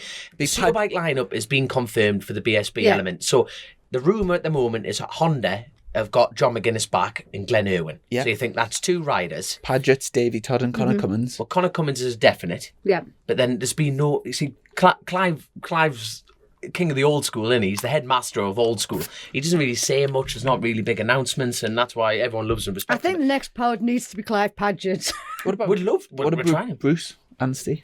Bruce Hansen, well, you see, he'll be a Padgett, but you see, he's... Where is he? But that's it. He's like, you know that Hillier watch you should do Bruce Hansen watch. He was in Ireland, he's Anstey helping watch. out, he's helping out the racing scene in Ireland. Just thought of what but could... he'll be more, I don't think he, Bruce and Connor on Padgett's, Davey to Wilson Craig with Joey Thompson. no, but see, I'm not Nah, sure I about don't that. think- I think Wilson Craig will just take Joey Thompson. One really- rider. Yeah, they normally have in the past. Yeah, but they no, are, but that was when they were running like Cameron Donald and Guy Martin Guy. and stuff like, you know what I mean, when Wilson was around with us. Yeah. But it was a case of, as far as that, I don't It's know. easy but to they say haven't, that they haven't none of us announced. have a clue, guys. We're No, just we talking don't, nonsense. but- But it's fun, isn't it? But we're doing the same thing as everyone else is doing. You think you just try and put Speculation. the big puzzle together. Has And it's, McAdoo got a rider lineup? see, Adam McLean. But you see, I don't know if oh, that is I terrible. always forget about That is McAdoo. terrible. That is terrible. Who? Derek Shields? No, you're putting names in my mind, and it's totally gone. He's Is he Irish? He's Irish. He's very Irish. He's amazing. Just had another kid as well. The name is totally gone. He was Adam McLean's teammate. I've raced with him loads. Darryl Tweed. Thank God I eventually got it out. No, so Darryl Tweed will be stepping up because he was a Manx Grand Prix front runner, and he'll be stepping up to the TT as well. So you think, there you go. But as far I as think you need to get on the phone to Bournemouth, because I think there's definitely a space there, Dom. yeah, so. but you don't know. But you see, if It's the idea of McGuinness Dom is having gone, to drive to Bournemouth to sort the contract out with. I'm always up and down the road anyway. But it's On his dad's 600 in the rain. that's got to. No, you'll never let me that bike again. You'll never let me that bike So again. this is the longest question we've I think we've ever had. But Mike Orton, so we've answered the first few. He said, I'm also interested to know if you get any feedback from Colchester Kawasaki regarding their sponsorship. I've recently bought a ZZR 1400 from Claycross Kawasaki, part of the group. I certainly brought up the link with the salesman. I've often wondered if advertising sponsorship works and always felt that I made my own mind up before purchasing, but maybe hearing the name every week has had an effect. My last 3 bikes have been Triumphs, so it looks like it has had a positive influence. Cheers, guys. So yeah, we'll get regular feedback from Colchester Kawasaki. I think they're happy with this. That's 3. Happy with the sponsorship. 3, so it's obviously every week it's Reeves and Mortimer products. it's getting big reach these days, isn't it? So, and I think. I mean, I've been looking at it for the last hour and a half, just the words Colchester Kawasaki. Yeah, I think most people, if you sort of think about buying a Kawasaki, because we talk about it all the time, I think you probably sort of automatically think. I don't think I would drive to Colchester. No, you but, click Zoe, click buy deliver. Just Oh. get on the website. All right, get on the stop website. Next day delivery, just no problem. But yeah, I think they're happy. I think they're happy with the He's turned into sponsorship. such a corporate drone, hasn't he? Just, And yeah, it's www.colchester. that's the one. I'm actually so I work for the group of it's Global Motor, who own so Claycross Kawasaki, Northampton Motor, Motorcycles Direct, and Colchester Kawasaki. So it's all sort of a group. But yeah, I'm sort of looking after all the social This media. is the man who moment. doesn't like to do his own social media. I know. Now you know what it's like. That's why I know. my website's never up to date, because I'm doing everybody else's stuff. Yeah. And you don't. I know. I feel the pain, Zoe. I feel the pain, but. He had the audacity to ring me up and say, "Can you put Colchester Kawasaki on my website?" He put the link on his own website. I know. I don't have access to Delegation my own scheme. website, do you? I can sign you it. You sort everything. So, and final question, Ryan Garside. Anyone else in the world of club racing had a rector cell barrier jump out in front of them this year? Or is it just me? Before I forget. Did it really jump out in front of you, Ryan? That cost us Either $1,000, not. you know. We're leading the race. £1,000. We were leading the race before then. And then, But yeah. were you? And was it a genuine start this time? Yes. It actually was. It actually was. That was No, still my favourite. No, the start went to shite.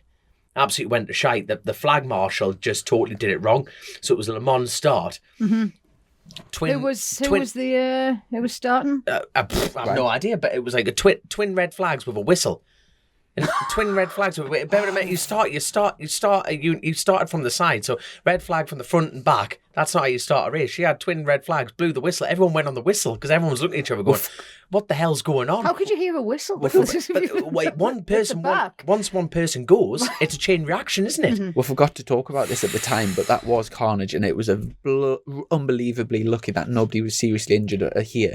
So there's Really? 120 bikes, 121 bikes on the left, 121 riders on the right, Mm-hmm. and obviously the procedure is the starter usually raise a flag to get everyone's attention. A Union Jack flag, like a nation flag or a start flag. You know, Yeah, it's yeah. never a red flag. Never a red flag. Yeah, and then on the drop of the flag, that's when everyone runs. So everyone's sort of poised, ready. Like it's quite nervous, like tense and stuff. You just and when you at the back of the grid as you can just see. Who was on the bike? Was Ryan Garside was starting. Yeah, so at the back you can like just see the flags. Anyway, so everyone's like poised, ready, and as she went to pull the flags up to get everyone's attention, she blew the whistle to get everyone's attention. So she had the whistle in her mouth with the thing, but so there was about 60 people took the whistle as that's the start, so ran across, started the engines and started going. 60 people stopped, and then all the people that accelerated up to first gear looked up, seen her waving a flag, stood there, hit the brakes, and everyone ploughed in,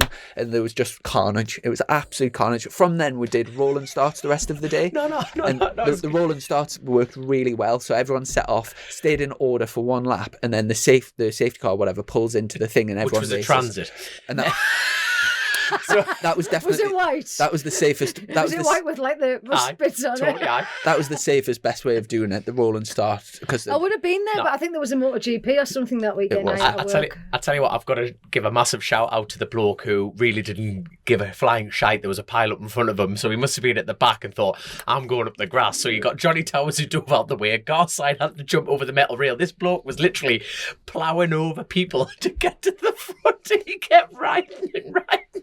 I'm going, literally, you know when you're like, it's just survival of the fittest, isn't it? Mate, it's literally the Hunger Games on there. He literally saw £1,000 went. that's mine now. And he just went up the grass and rode it all the way up. So you guys are poor now because of Garside. You're on the crap fuel. Because what happened? Like 100%. Basically, He just crashed. 4 hours in, hit the rector sail barrier, dropped it. But you know what? It's his own bike. But what he's still a knob. You're a knob, Garside. You're a knob. It wasn't to give Garside his due. It wasn't. Don't give him anything. Are we going to talk about the build up to Garside's thing, or should we not? Should we just skip right, this? basically there was a flagging error, which caused me to pull in early, and it was just basically the Garside jumped on in a mad panic. So to be fair, the pair of them fucked up £1,000. Yeah. So we're doing 30-minute stints, and Right. there was a miscommunication. We accidentally pulled Dom into the pit. So about 6 minutes into his stint, Garside at this point was stood in pit lane eating a sandwich as Dom. Of course he was. As Dom's helmet started coming down pit lane, so we were like, "Garside, quick, get your helmet!" He puts his helmet on in a rush, panics. Sandwich underneath the helmet, probably. I got a pit board. Bearing in mind we have a mathematical genius here for a 6-hour race where you have to do certain amount of stops. I'm going into this going, right, we're still P1. I get a board with in on it, nothing else. That is the in board, and I'm going. You stick your leg out to confirm it. Stuck my leg out, came in. I'm going, Chris is onto something here. You know, I'm thinking, there's a plan. There is a plan. I'm going to pull in. This is the extra stop, not a bother. So anyway, I'm coming in. He's got half a glove. We're hooning and off we go. So it all fell apart in the pits a bit, This is what happens when you get two British champions like yourself and Garside up against a national champion. Anyway, I am not at fault in any of this. That was a joke. I'm sorry, I didn't mean that. And basically, Garside. It's just funny, isn't it? He's super stock. He was a super stock champion, and it's not even a British title. And you two buggers have got them. Garside's got one as well. I think. I've got two. Is he? But, there you go. What's Garside got? Oh, something of something of something. Well, and anyway, so to give Garside his due, he just had quickly put his helmet on, a bit stressed, went out and crashed straight away. But then I absolutely love that guy. That crash was then led to, so the bike broke, so we had another pit stop to fix the bike and then fix it, which took time. The language was absolutely blue eyes, wasn't it? Because he crashed, his visor came off, so he got black flagged for not having a visor. So With no gear selector on it either. The whole thing just fell apart. We ended up finishing about 5th or 6th, but shout out to Garside for that. Have you had him in here, like, for a podcast? No, we were, and it cost us £1,000, so he's never coming on now. I was going to say, I bet he'd be worth a decent Who was... it would be a good shout out. You were telling us that there was a lad who... Can you imagine if he was your lecturer? I know. You were telling us there was a lad who was on the same bike as us, like a young lad from Fab or B&B or something, that did a faster lap than me on the same bike. He was only like 13 or something. Who was that? Reece Stevenson, he does British mini bikes. He actually chased around Hickman. No, he's beaten Hickman. Seriously fast lad in mini bike world. He's actually going to the British Talent Cup. Maybe you want a name for the future? RH, I think, YS or something like that. Yeah. Really confident, borderline. Yeah, he's a very, very confident young lad, and he's a hell of a pilot. So excellent. Look forward to seeing him. He's definitely a one to keep eye out. I was chuffed. I did a good lap. Like, I was chuffed with my lap time, and he was about half a second faster than me. Something like that. But he was chomping on, like he was chomping on. So he's definitely a one to keep an eye out. Definitely. That's definitely getting clipped and put on his dad's Facebook. Right, and the last bit was, before I forget, could you mention something about Aintree? Yeah. Something about Aintree releasing dates for 2022 appears promising that there may be some racing going ahead next year after 3 years of no track permit. If it does get going, it's going to need their entries to support it. So yeah, it's like what we were saying before with like the North East Club, these smaller clubs. Now Aintree, it wasn't COVID with Aintree, was it? There was various other things, and I'm not sure where the legals are, so I don't want to, because I know there were a few sort of legal things with that, so I don't want to talk about it.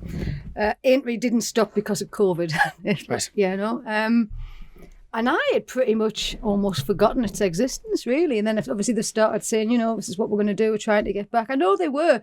Before COVID, they were trying to come back. You know, it was just various challenges and things that were going on with, I don't really know what you can say and what you can't, because it was to do with, that's not me. No, I'm getting a terrible I had to take my coat off for this. I'm sat cuddled into a cushion. I was about to say, that's the second time you mention it. Leave it go. We're nearly at the end here. For a northern bird, I'm absolutely You're letting the side useless. out, you're letting the side out. If I was going out at night, I'd be putting a coat on as well. You'd be necking the WKD. I mean, I'm 24 tomorrow, obviously. I mean, I'm getting old. Happy birthday again. But there we go. But it's coming from your mic, Zoe, but I'm not really sure what it is. It might be the cushion. Yeah, maybe. That bloody cushion, there you go. Straight off the bat, straight to fix, and there you go. Give it a little plug. I'll put my safety glasses on here just in case I lose my eyes. Just watch me table, I don't want you keying it. It's all right, I've got my arms folded. Right. Anything else to wrap up that? So for the injury thing, people just follow it on Facebook. Yeah, just keep an eye on it. And if it comes back, support it in the same way I was going to say with the North East Club and East Fortune, I think, have sort of been out of the woods for a bit. They sort of haven't. They did a cut. No, but you see, the thing is that Scottish Unions had some at Knock Hill as well. It's been a bit on the quieter side, but they have been out. The North East Club are planning on 2 meetings at East Fortune, one at Croft, and it'll be always good to get them back and massively. I think Aintree, everything that's local to people. If you've got a local club, if you've got like a local club that's doing a round in March and it's not going to upset you, just try and get to it, because I think. Definitely. I think every single one of you is here because you're here. Everyone that's on a bike pretty much has done a club race or started on a club race, something like that. And I think if this can be the year coming up where things return to normal-ish, let's get like the local... I think clubs like the North East were in jeopardy before this anyway, because of dwindling grids. So hopefully everyone can get another... And the same with Oliver's Mount as well, so... Yeah. And to be fair, we've done this whole sort of episode and haven't really talked much about No Limits, which is one of when I go sort of testing, it's definitely one of my favourite club events. It's the best fun. It's Paul Rennie. He keeps everybody... The endurance side of it's brilliant, and so same. Yeah, I just want to give I'm a shout guessing you've spoke about obviously what like the endurance, because that was a couple of months ago, and that isn't me now. I don't know what it is. It might be me, but we're having technical issues. Thank there's God nothing of mine touching the microphone now.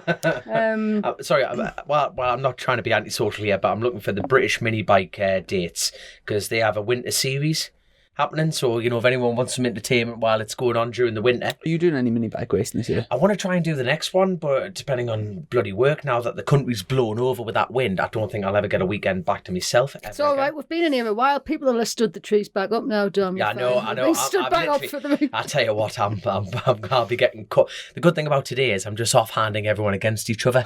So it's like, I'm on a job at the moment, and then the next bloke, I'm on another job at the moment. This is the job. So there you go. I'm sorry. Well, carry on your conversation. I tell you what, to finish. So we've got a new game, which was Luke from Colchester Kawasaki's given us it, and we tried it down. I was down at Northampton Motor the other day, and we had a little try of it, and it sounds very simple, but it's very addictive. And basically, we're going to have I can't even begin to imagine what it is. I'll explain. We're going to have a Top Gear style leaderboard for all of our guests. So you're actually the first person that's going to start the leaderboard. Useless. This is going to be like the curling at the BTCC. So 20 years basically, ago. it's for people that are watching this on YouTube, you'll be able to see on the camera. Is this a strength thing? You're putting a woman to be the first person. So unless you get... In fact, the only women you're going to get on here are going to be strong racers. And the rules are, so everyone's going to be sat in that seat. You're going to put arms out straight like that, so you can put the microphone down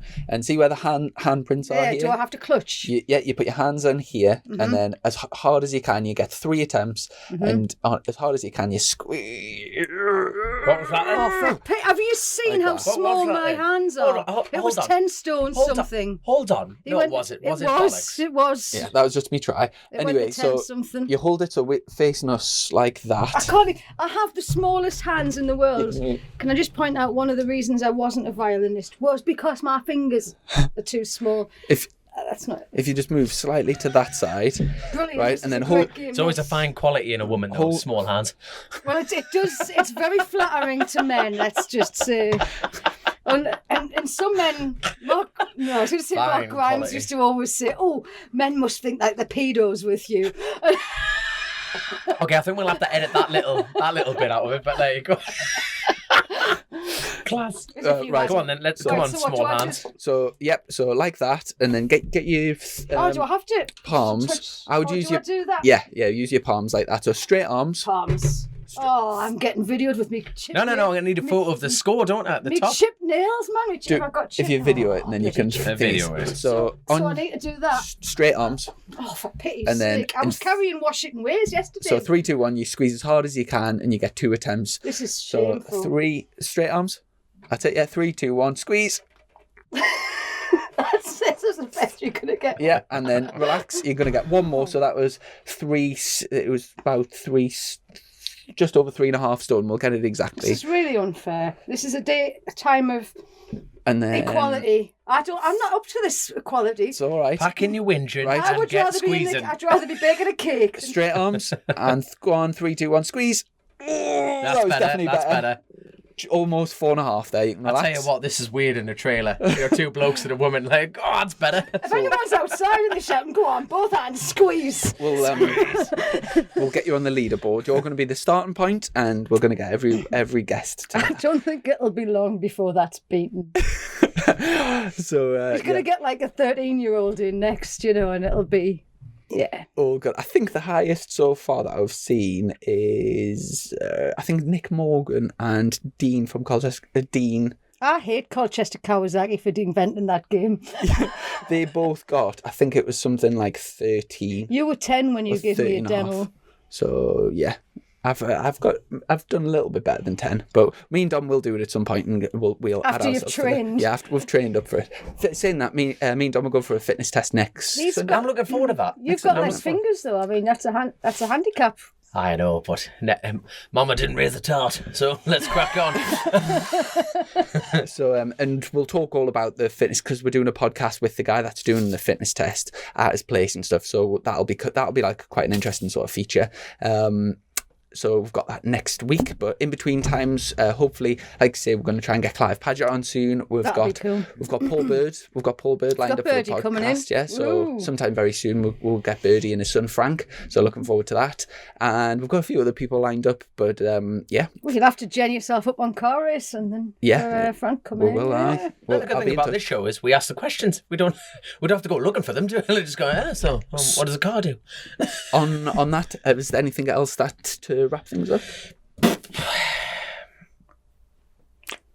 Long live the King Elvis Presley. That's all I've got. Have you got so obviously we've done a few plugs, but for the magazine, the best way to get the magazine is if you go to UKCLUBSPORT.com and you can get a yearly membership, which works out cheaper per episode. Every month one drops Per through episode.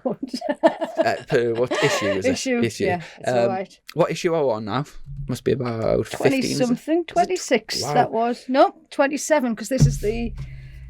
Yeah, second latest one. This is the latest one. Are you going to get some sidecar lads on as well? You've recommended Crawford, haven't you? I have, because Harry's back on the island now, but he might be back soon. But Lee Crawford should be a good laugh. We'll I get would be a good laugh, wouldn't he? Virtual. We'll get him on. Virtual. went down that I'm sure he'd fold himself into here. He's about it'd be all 20 right. foot tall. He'd have to back in and then just back and just push him out again. It won't be the first thing that's backed into Chrissy's trailer.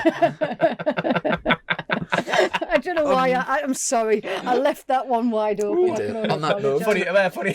Sorry, no, that's not And good. on that, on that note, I think we'll wrap things up. So before any more lives are ruined. huge thank you to our sponsors, Colchester Kawasaki. I think that must Who be was the that record again? for Was that plugs. That's number 5. Colchester Kawasaki? That's Number the one. 6. And a huge thank you to our patrons. And like we said earlier, really looking forward. I'm pretty sure it's fully sold out, but really looking forward to our flat track day down at I'm Boasty's looking Flat forward Track to School. seeing the photos and the videos. That's Get yourself down. 5th of Sold out. 5th of I could February. come and just watch. I wouldn't be We're riding having- anyway, We're would having I? food, pizza, I'm we're having a bit coming. of crack. When mate. is it? 5th of February. 5th of So February. we are actually, Pizza. Yeah. this is the first one we've organised, and all the people that are coming are either bike racers or do track or can ride a bike, competent Probably bike worth it. riders. But we are actually thinking about doing one for like a novice. So like basically the only people that can come are people with no flat track That'll be me. no flat tracks what's it called, like experience, Mm-hmm. and also very limited bike, so they don't race or things like that. So we'll get and as long as everyone's the same sort of level, we'll like sort of teach It'll be good crack, we'll won't it? teach the gears and kind of go around the corners and have like much more of a basic Mm-hmm. day, but it'll be really nice. So it'll for some people it'll be like an introduction to even riding a geared bike. Mm-hmm. I'll probably bring Grace for that one. So No, we'll not get that Grace. sorted. She'll be flat like steel She'll shoeing everyone. be too good and then it'll She'll be- upset the others, won't She'll it? go, well, that's my first time. Hey, I've had to turn up with my brother's letters. You know what these rouses are like? They just turn their hand at bloody anything, don't they? Shots, but anyway. Right, on that note, Yes. so thanks so much to everyone, and thanks very much, Zoe, for coming over, and we'll catch up. Thanks for very putting soon. it off until today, because we were going to do this last night. He only had 2 hours kip, so thank God. And then obviously we're drinking in the club, £2 a pint. I wasn't leaving there anytime soon. Is that video getting shared, that one of Chrissy? Only on special occasions, but I might send it to Grace. That's a patrons only. It's definitely. post. Do you know what? I think it's worth graphic. signing up. It's graphic. It might be worth signing up as a patron to see this video. It's 100%. It's some crack that, and so that literally, it's quite It rough, really really. is, yeah. A bit rough, really. I'm gonna have to delete that for my own safety. And on that note, We'll catch On up. the 5th time. Catch up very soon. Thanks everyone, and take care. Take care. bye-bye. Click, buy, deliver. With remote purchasing from the 2-time Motorcycle News Dealer of the Year, Colchester Kawasaki. Proud sponsors of Chasing the Racing.